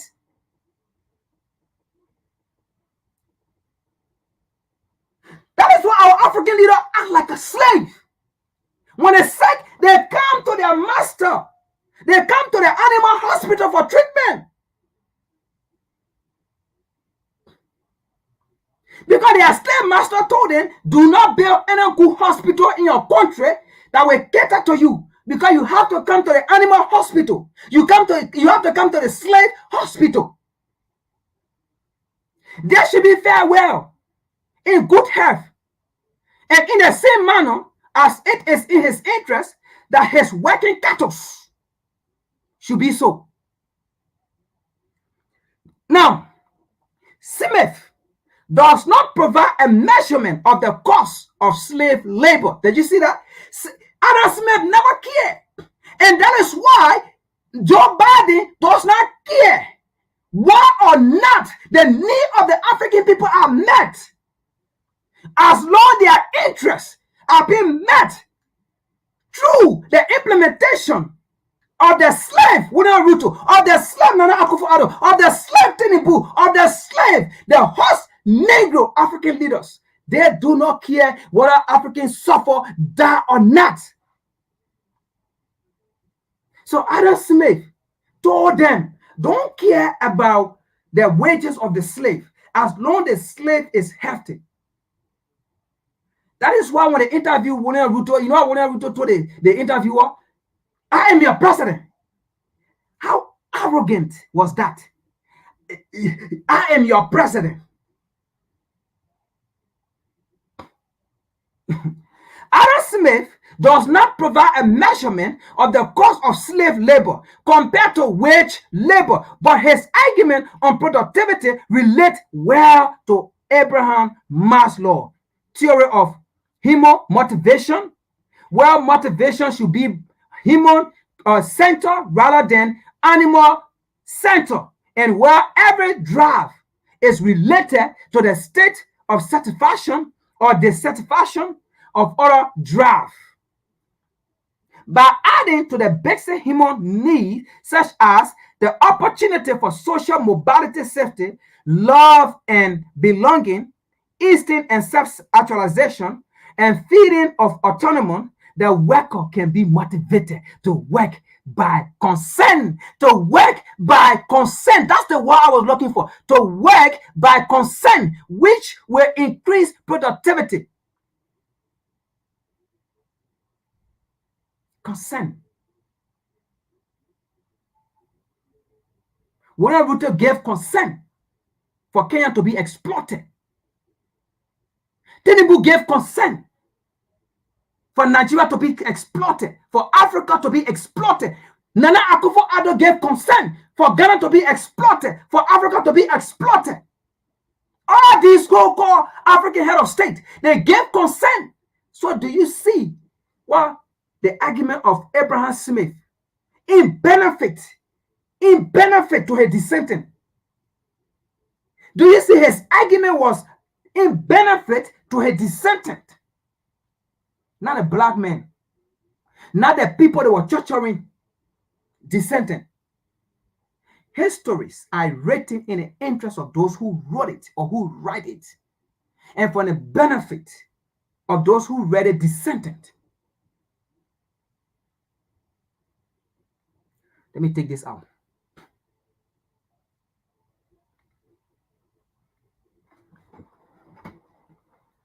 So that's where we are. These people, their forefathers left them something, and they are using it. But you see what baffles some of us? For each time we try to rise up, and then our descendant will come. Don't you think this is the time we need to get together? Don't you think this is unity? Because they see the force coming. They see the force coming. Okay? But when they are in power, what they're supposed to make, first of all, listen to this. These are the same people that preach segregation. They want us to be separate. Then they do it here, black only, white only, no this, no that. But when it comes to time when black people are accepting to be segregated, to be separated, then they come back again. Oh, don't you think this is a time that we need to unite? Don't you think this is a time that we need to come together and forget about the past? But when you are doing the past in the present, so when we realize that who you are, then that's the time we should come. That's the time God loves us.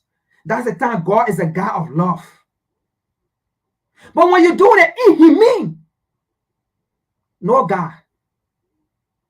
Because you know when we wake up, you know when we rise up, you know when we unite, you know when we come together, what will happen?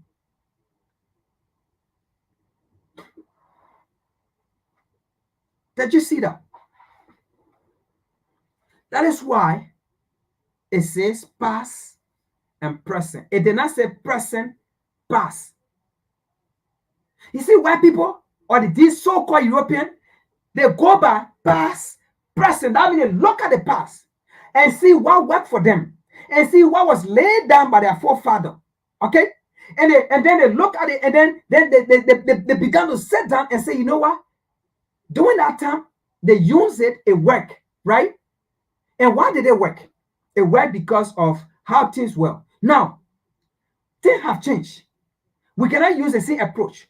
We have to be sophisticated. Now, they brainstorm and then see how they can use it. And you saw what Adam Smith said in there. Clearly, that's what happening. Clearly, that's what happening on the African continent. So we have these slaves serving as African leaders.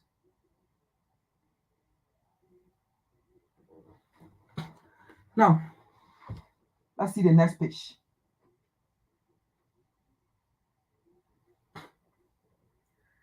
Let me put something on. Let me put something while playing. Let me get water to drink. Let me take a cold break.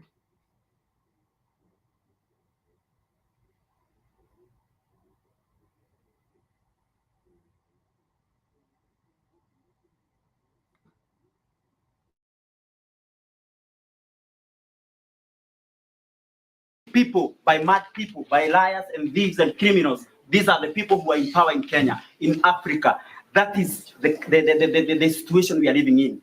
We cannot continue living like this. My dear friends, we must resist. Resistance is the only way for this country, for Africa. People are dying everywhere. Even in Congo, people are suffering. Welcome.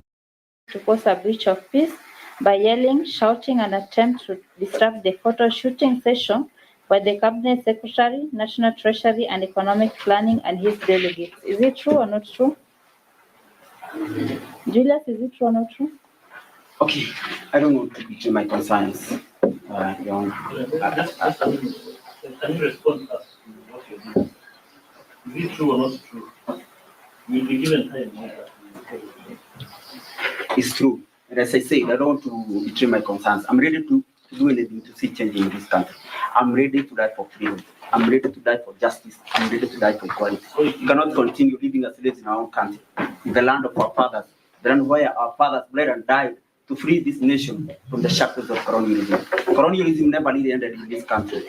Even in this court, they use colonial penal codes, colonial laws. That is why I cannot get justice in a court of law. I want to speak myself. I realize that there comes an existential moment in time when you must speak for yourself. Nobody else can do it for you.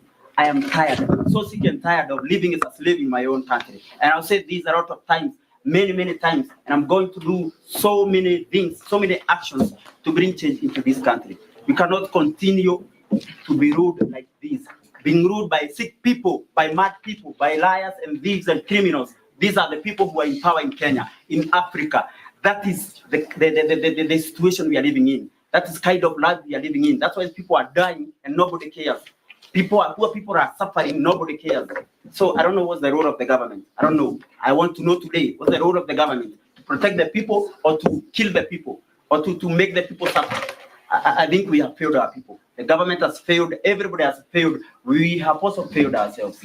I don't know. My concerns will not allow me to keep silent. And at any time, at any moment. I don't know whether this is going to come up anywhere, but we must have this debate. We must have this conversation. We cannot continue living in fear. I see a lot of fear in this country. A lot of fear in the courts. Just yesterday, we saw a magistrate who was shot by a police officer. I want to speak, my dear friends. I want to speak because when you try to tell me to keep silent, my heart is burning. You know, it's burning because of this country. Because for 60 years, we have been living like we are not human beings, like we are half human beings. We are considered like children of a lesser God. Now, this cannot continue. It cannot continue in any way. We are ruled by a minority that does not care for the interests of the majority. Politicians are liars and thieves, and they have stolen our freedom, they have stolen our minds, they have stolen our land, they have stolen our future. Politicians are established in lies and failed promises. We are victims of lies and failed promises, deferred hopes, and blasted dreams for 60 years. You're just telling me. I don't know what will happen. I don't know whether you're going to sentence me. I'm ready to be sentenced for 100 years, but I'm going to keep speaking the truth until the day I leave this world. We cannot continue living like this. My dear friends, we must resist. Resistance is the only way for this country, for Africa. People are dying everywhere. Even in Congo, people are suffering, and we are silent. I don't know. We have failed as human beings. We have completely failed as human beings. We are on a test as human beings. I don't know why we call ourselves Christians. I don't know why we call ourselves educated people, civilized people. We are not. We are not civilized at all. We are stupid. And this stupidity is taking a toll on this country. Too much toll. It's so bad. It's too bad. It's too bad. We cannot continue living like this. The government must get out of the people. But on its behalf, the owner is confirmed.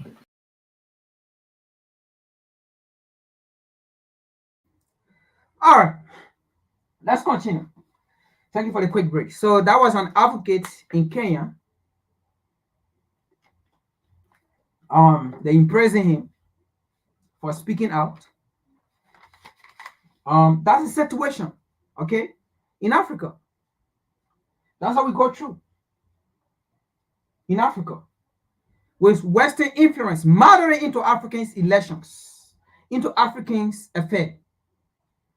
There's no democratic election in Africa. All right? There's no election in Africa without being manipulated. But let's continue here. And the sad part about it, right, from what you just saw, the sad part about it, okay?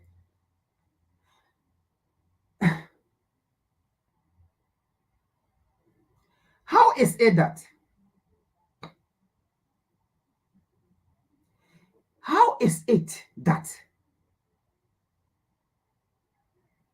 the people that in power are supposed to be fighting for us, those are the people we are fighting? How is it? How is it? Because it is clear, people that are in power, that love their people, that love to see the good and the betterment of their country, their nation, America never like those people. EU never like those people. They will fight hard to remove that person or those people. They will infiltrate in our election. They make sure they move those people. But sometimes it is based on our ignorance of the people, the ignorance of the people. And that is why platforms like this need to be subscribed to. That is why we need to be educated. We need to be aware. Because if not, you will be hating the people who love you, who want to see, who are trying for you. You will be hating the people who are actually trying for you. And be loving the people who actually hate you. The people who actually don't want to see you progress. The people who actually want to be bourgeoisie. The people who actually want to be slave. You'll be loving those people. That is why it says, my people perish because of the lack of knowledge. Because of the lack of knowledge, we don't not differentiate love and pretense. We do not differentiate love and pretense. Because someone can pretend to love you, they don't love you. They just pretend so that they can get what they want to get. And after they get what they want to get, they no longer love you, they no longer know you. That is what the songwriter says. Now you have gotten what you want or what you wanted. You don't even know my name again. You don't even call me again. You don't even associate with me again. But he said, that's just the way it is. No, again, that's just the way it is with African people. Because European, the white people, they don't do that. Chinese don't do that. Russia don't do that. I mean, all people don't do that. It's only Africans. Other people differentiate love and pretense. But Africans, we don't differentiate love and pretense. We don't know who love us. We don't know who hate us. We don't know who pretend to us. And you know why? It's one thing. The reason why we don't differentiate love and pretense, love and hate, is because we don't know our enemies. If you ask Washington, D.C., who are your enemies? They will be quick to tell their enemies. If you ask the Chinese, who are your enemies? They're not going to tell you the enemies are under the sea or they come from, they have to bust the ground. They will tell you exactly the nation of people who are their enemies. If you ask Washington, D.C., who are your enemy or who is your enemy, Washington, D.C. will tell you the nation of people who is Washington or who are Washington, D.C. enemy. And the same go to Russia. The same go to China. The same go to Europe. If you ask the European, they will tell you the race, the nation of people who are their enemies. But if you ask Africans, who are your enemies? You know what African will tell you? They will explain a form of enemy that is spiritual. They will explain a form of enemy that is spiritual. That is the enemy. Enemy that they have never seen. But that is their enemy. Enemies that when they go to bed, they see in a dream, that's their enemies. African's enemy are spiritual and never physical. But when you ask all the other people, all the other nations, all the other continents, they will tell you that they are physical enemies. And they are fighting to empower themselves against their physical enemies. But just as African, stupidity.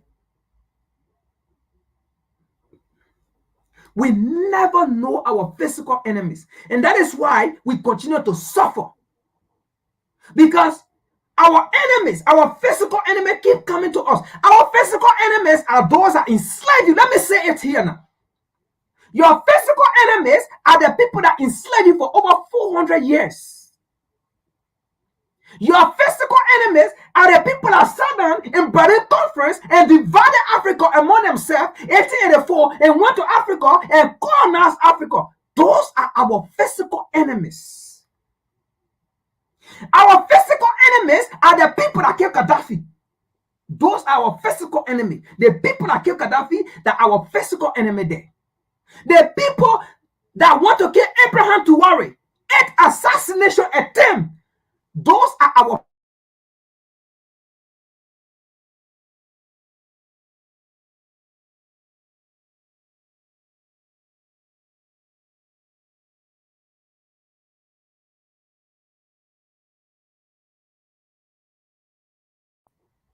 all right.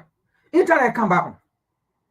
So our physical enemies are the people that kill Amilcar Cabral. Physical enemies are the people that kill Thomas Sankara. Our physical enemy are the people that kill Patrick Lumumba. Our physical enemies are the people that continue to exploit our resources for the benefit of the West. Those are our physical enemies. Our physical enemy are the people that continually stepping on our neck. Our physical enemy are the people, for each time we speak of our liberation, for each time we speak of African interest, they veto it. Our physical enemy are the people who said to the United Nations and veto every progress that Africa is supposed to make in African interest. The people that veto it are our physical enemies. Our physical enemies are the people that look down on Africans who want to fight for the interests of Africans. Our physical enemy are the people who said Nelson Mandela was a terrorist when Nelson Mandela was fighting for liberation. Those are the terrorists. The people that said Nelson Mandela was a terrorist, those are the terrorists. Look, when you ask the white man, your enemy, they will tell you their enemy. The people that said that King was a terrorist knowingly what he stood for. Those are our enemies and they are terrorists. The people that said Malcolm X was an extremist, those are our enemies, and those people, they are extremists because we know what Malcolm X stood for.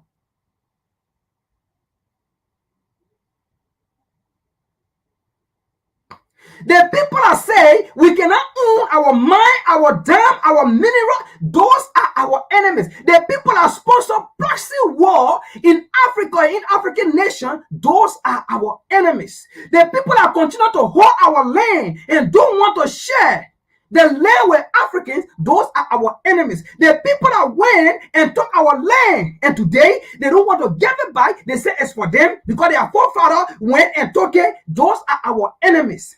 Imagine African going to China. Imagine African going to Europe. Imagine African coming to America and taking land. Even though Africans were here, the so-called Colombia came and killed the Africans and sat down here and took their land and enslaved the Africans that was here, that owned the land. Imagine today in Black South Africa, 9% of white hold the land, own the land, but they say it's for them.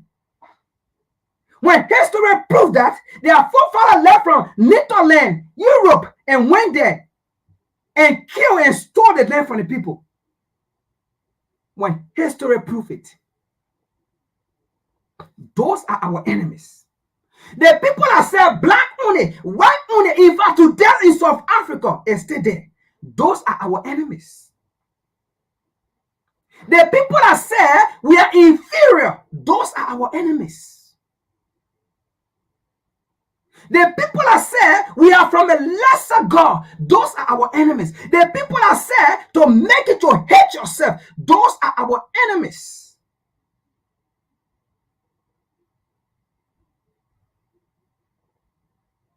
The people that never speak any positive thing about you, about your continent, about your nation, about your race, those are our enemies.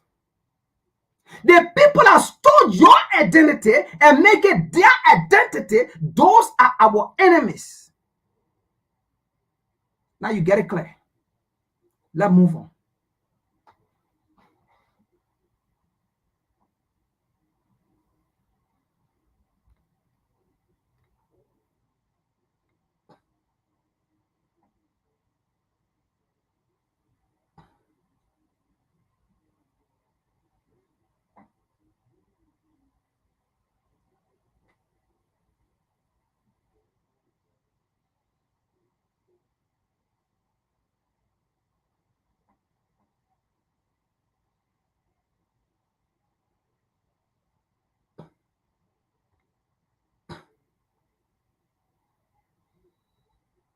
Now, we're not going to take long on this article because of time, but we want to prove our point. All right. So let's see here. All right, with the bill that was passed. So first of all, it was a bill given by the United States, by IMF, to Kenya. So that is why the topic, okay, it says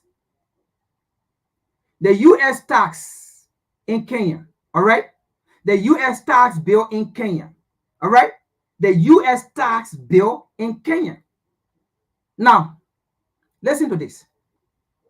Kenyan president spoke to IMF chief after pulling tax hike.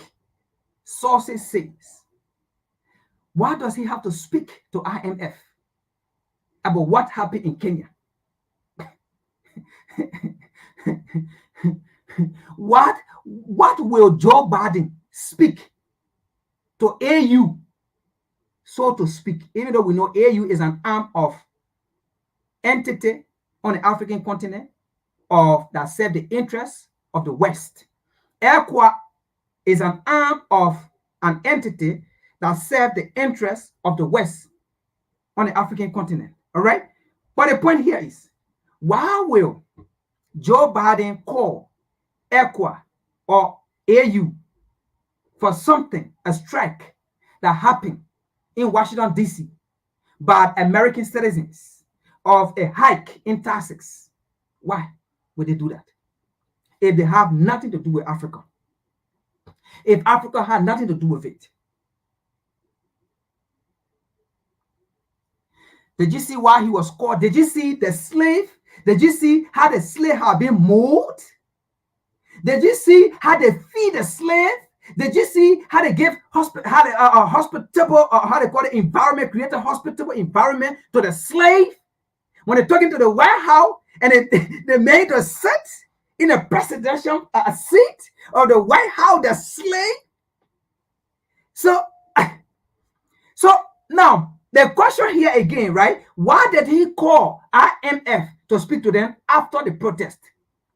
He called them as a slave to tell his slave master, listen, the advice you gave me, this is what the advice has caused. This is the kind of chaos. The approach you took for me to give to take in my country, this is what has happened. This is the chaos. So now what can we do? I don't know what to do.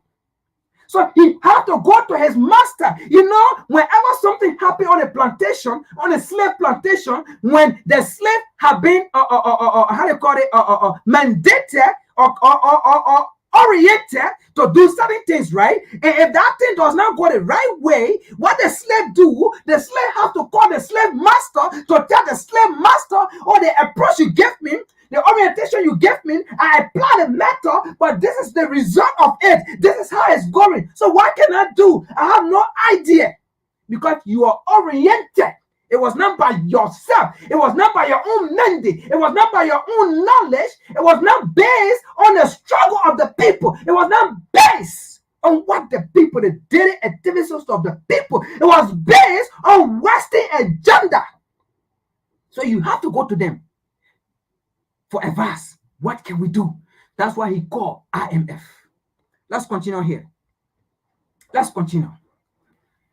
Kenyan President William Ruto spoke by phone with International Monetary Fund Chief Christina Giovanni in a day after he withdrew 2.7 billion in proposed tax hike in response to deadly protest. Two diplomatic sources told Ruto the financial bill containing the tax increase or increases was central to policy reform agreed by Kenya with the IMF. Agreed by Kenya with the IMF, not by the people, not by the situation or the struggle of the people. The economy was not based, the decision was not based on the daily activity, the daily struggle of the people. It was not based, okay, on the economist suggestion or funding of Kenya. But it was based on IMF loan to be paid back. Agreed by Kenya with the IMF as part of lending program worth 3.6 billion. Now, I will stop here and take this article out, right? But the tax increase, it was a proposed bill. Okay? I don't want to say bill. Let me use the word. Let me use the slave war. All right? The tax increase was proposed by the slave master, given to the slave. Okay? You know, doing slavery, right? You have some black, all right, who were ordered to beat other black on a plantation. And those black, they were the leader. Now, those black were not doing it because they felt that they had the power. They had to do it by whipping their brothers and sisters. No, they did it because the slave master told them to do it. So William Ruto, being a slave, he had to take a whip given to him by the slave master to go and whip his people. Financial whipping. So now, this tax hike was about the loan that IMF gave to William Ruto, and this go to all African nations. All right. So now IMF say, listen, in this kind of a global entity, right? The new scramble for Africans, right? And this is how IMF, and you know who control the IMF already, right? Now, this is a global shift and a scramble for Africa. All right. So the US, EU, they are taking different approach. These people do not want a good for Africa. They are not coming for development like how China is coming with their technology, or Russia coming with the technology, okay, helping Burkina Faso, for instance, or the nation in the Sahel region to fight the terrorists. They're not doing it. The West are not doing it, or the colonizers are not doing it. The reason why they are not doing it, the colonizer, the enslaver are the people that created the terrorists on the African continent and funding the terrorists for the destruction of Africa, not to have stability in Africa.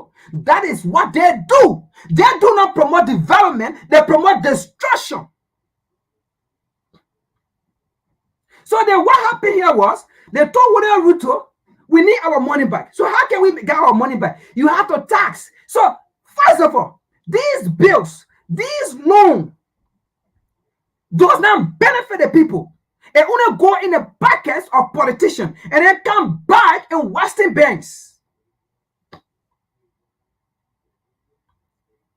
And then at the end of the day, the same African money is being used. So when for example, let's just do this. They gave the same money to William Ruto. William Ruto divide some on politicians and close their mouth. And then William Ruto take the rest of the money and bring it right back and put it in Western bank. Then that same money, the Western bank take it to go do business and then go and loan it again to all African leaders. So do you see the same money just circulating? They take that same money and give it to another African leader, right? Then the African leader pay a few politicians. Then the rest take it and bring it back again in Western bank. Then the Western bank again, they take it and they go and loan it again to another. So you see the same money. Now, they told William Ruto, we need our money back. So you have to tax everything. Like in the US here, you take pay, they take out taxes. You go back, they take out taxes. Anything you do, they take out taxes. So now, that's how they raise money here. Corrupt. That's corruption too, by the way. But just very sophisticated, right? So now, they try to use that same model in Kenya, on the African continent. So even bread, struggling people, you go buy bread. You only got $2. Now you have to pay $2.50, for example. Where are you getting the rest of the 50 cents from? Come on, bread. So now the 50 cents going towards that tax, going towards the loan. So in a year or 2 year time, for example, they might collect maybe 1 billion. Just how in Francophone Africa, every year the French collect $500 billion in taxes. Oh, folks, this thing is so baffling, man. So they are taking the approach of the French. Every year the French collect $500. That's a $500 billion in taxes every year from the 14 African nations. Every year. So that's the same thing now that have been implemented by the US in Kenya. And if I was going to succeed, that same method now gradually was going to be taking place in Africa. The scramble for Africa is real, folks. It's real. Because we have these slaves in power who come to Washington, D.C. and take pictures. And then sit and eat bread on the same table. Then they nod their chest like this. Or their back. Man, you are now a slave that you just need consent from you. So you have to be productive. We read it, what Adam Smith told the slave master. We read what Adam Smith told Joe Biden. We read it. And Joe Biden is doing exactly what Adam Smith told him. EU, they are doing exactly what Adam Smith told them. So William Ruto called them for advice. Let's take this out.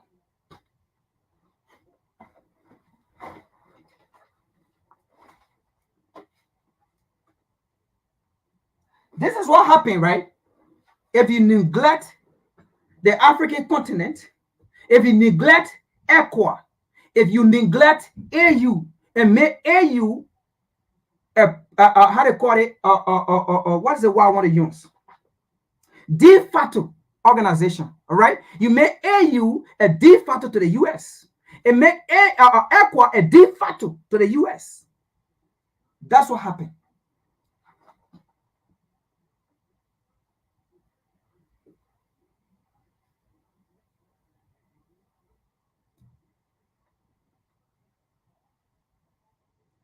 Because of time, we're going to leave the other article out. Because of time, we're running out of time. All right? I will skip the other article. But the point is, we already get, the message. Now, let's hear from Burkina Faso. All right? I don't want to say it's something I want to say, but let's hear this from Burkina Faso, and then I will add my own thought to it, and we'll be done for the day.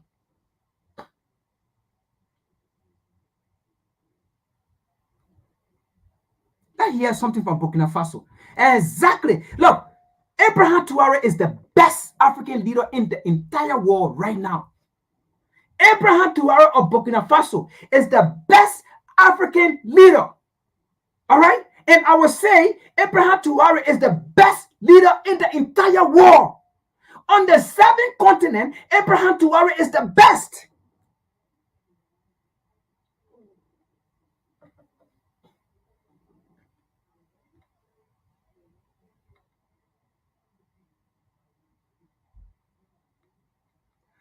And because Ibrahim Traoré is the best, we will support him. He has the support of the masses. The spirit of the ancestral will protect him. That is why the West have tried, just how they kept Thomas Sankara, just how they kept Patrick Lumumba. They have tried almost 9 assassination attempts on this man. The West, the colonizer, the imperialist. They can't kill him. Because he's been protected.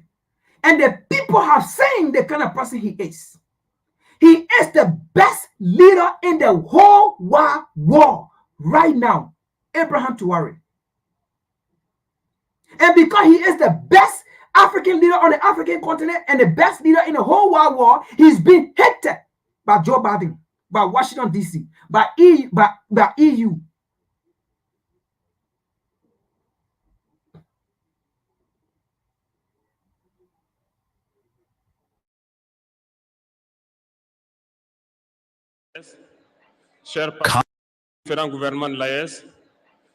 Comrades of the various governments of the AES, dear participants of the first summit of the heads of state of the IAS, good morning.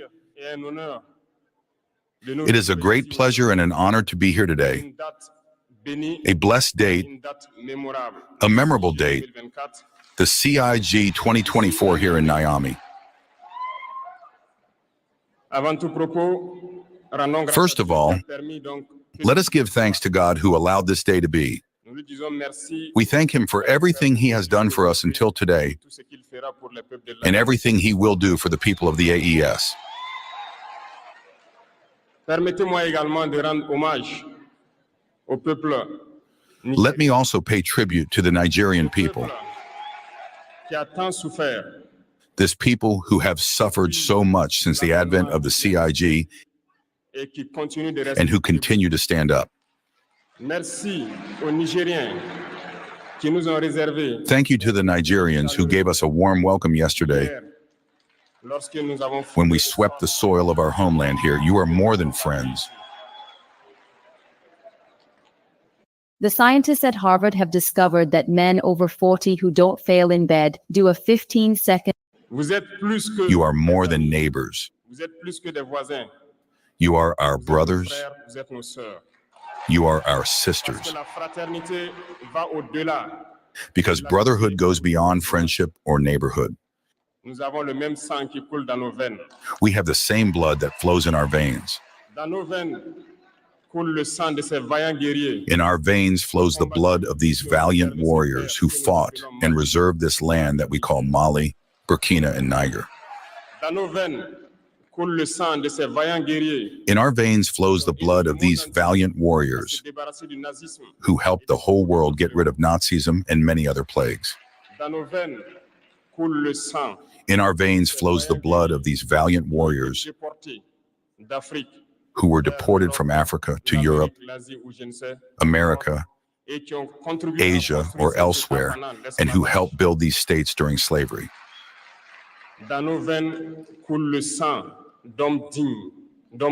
In our veins flows the blood of worthy men, robust men, standing men. And for this, let us be proud and be grateful for being descendants of the AES.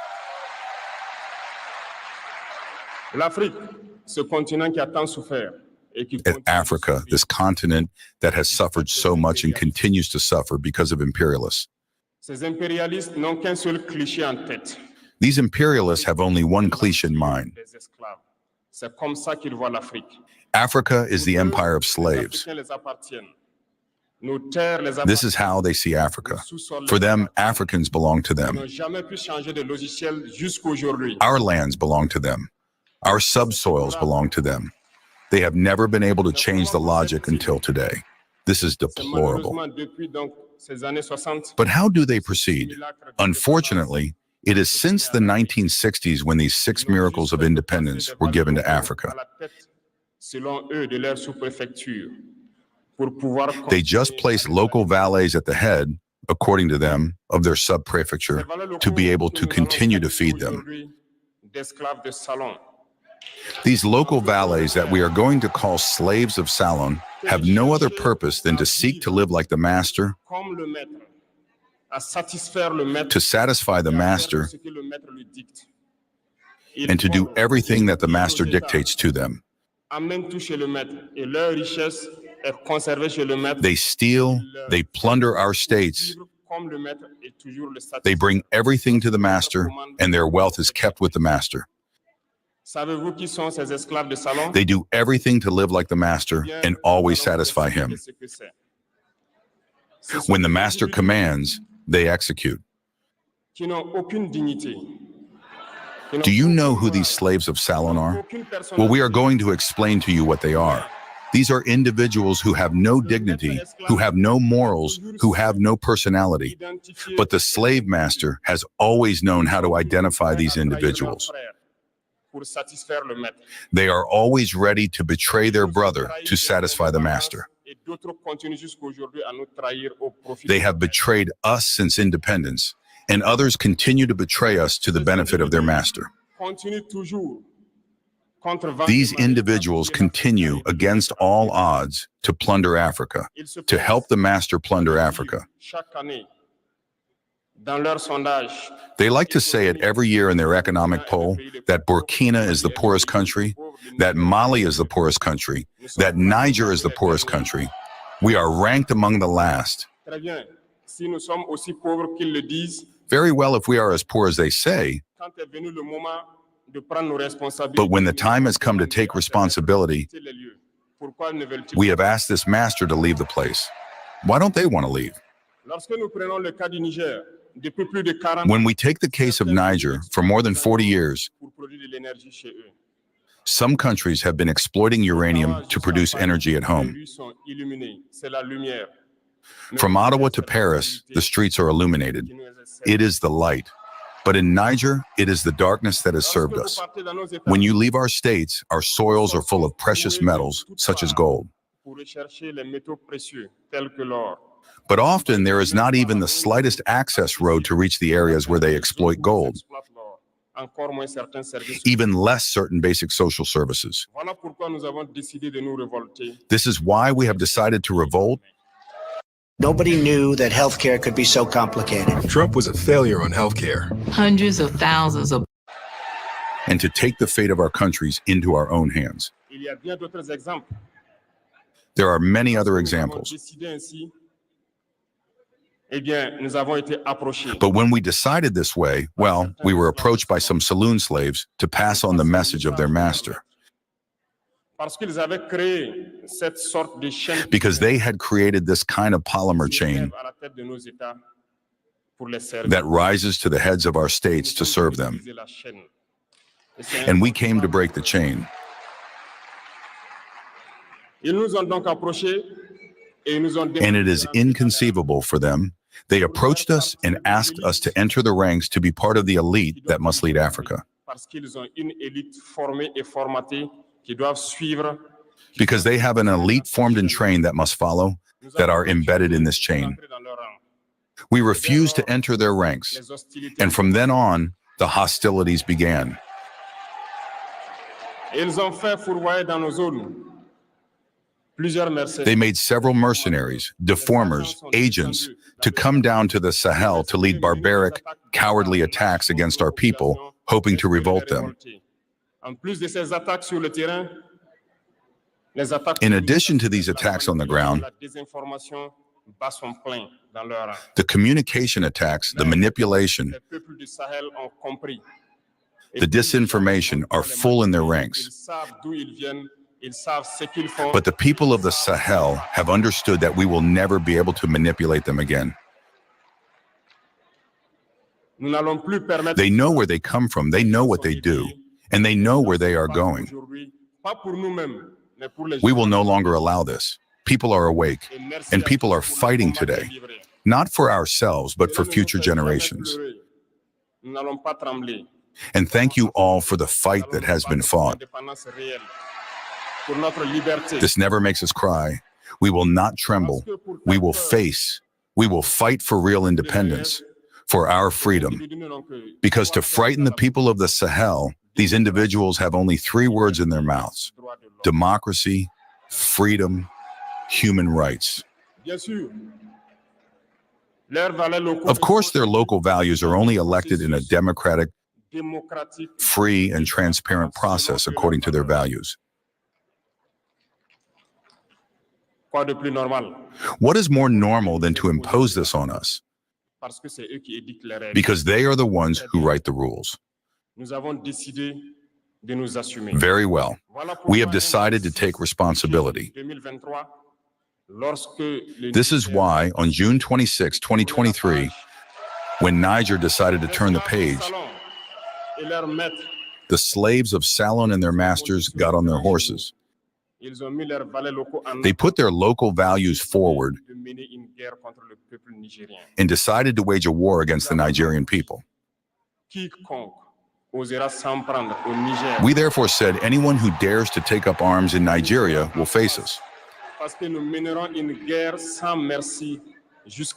Because we will wage a war without mercy to the last drop of blood for anyone who dares to attack our states. This word, this decision we made yesterday, is current today and will be current tomorrow and forever.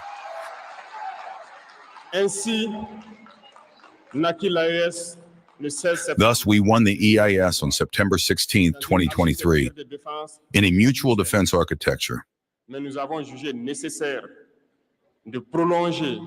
But we felt it was necessary to extend and expand the EIS architecture. What brings us together today must allow us to go to other areas in addition to defense, including finance and economy, infrastructure, health, education, and so on. I therefore wish this moment to be for us a story that we will write for the EIS, but above all, for Africa and for the whole world. May God illuminate each and every one of us. May God inspire us in the tasks entrusted to us. And above all, when we do all our work, may we have only one thing in mind: the supreme interest of our populations. On this, we once again pray, good God, that He accompanies us all in our different tasks, that He protects our fighters, who, thanks to them, allow us to sit here and exchange about the future of our states. So once again, thank you, Nigerian people. Be united and united as one, people of the EAS, the homeland, or the death.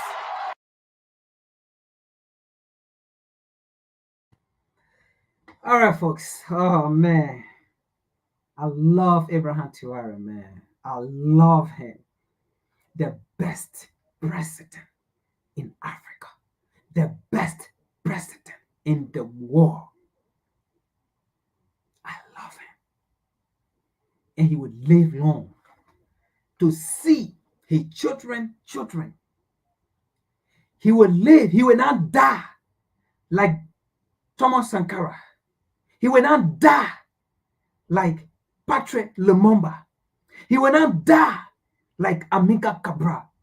Whosoever that wish his death, directly or indirectly, may the spirit of the ancestor, car accident in plane, die. That's it. Whosoever that wish the death of those men in the Shahid, the NES, whosoever that wish their death, directly or indirectly, may the spirit of our ancestor, whether in plane, whether in car, let them crash and die. That's how we will revenge. And that's it.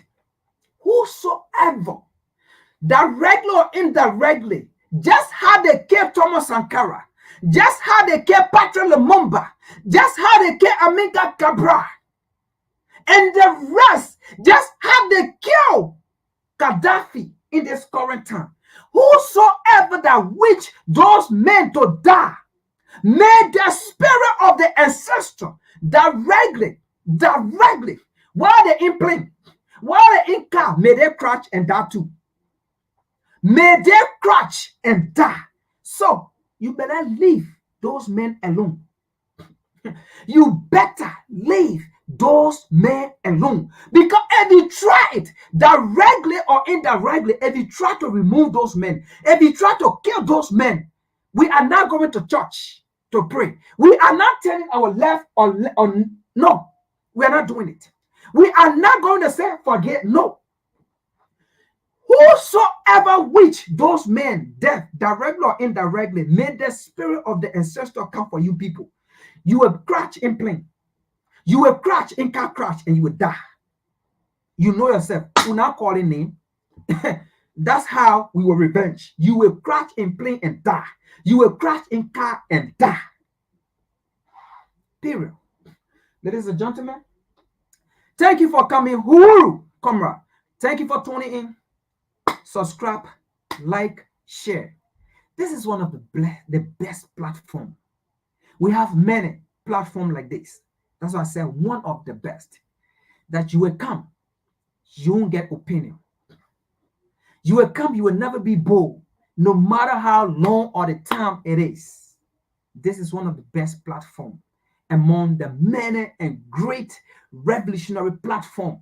And I want to encourage my brothers and sisters. Let us try. Even if you are not great, keep trying. You'll be great. This is our time. We have to use the media to get to our people. We have to use the media to inform our people. We are winning and we will win. Victory is ours. Our men and women that are fighting for the liberation,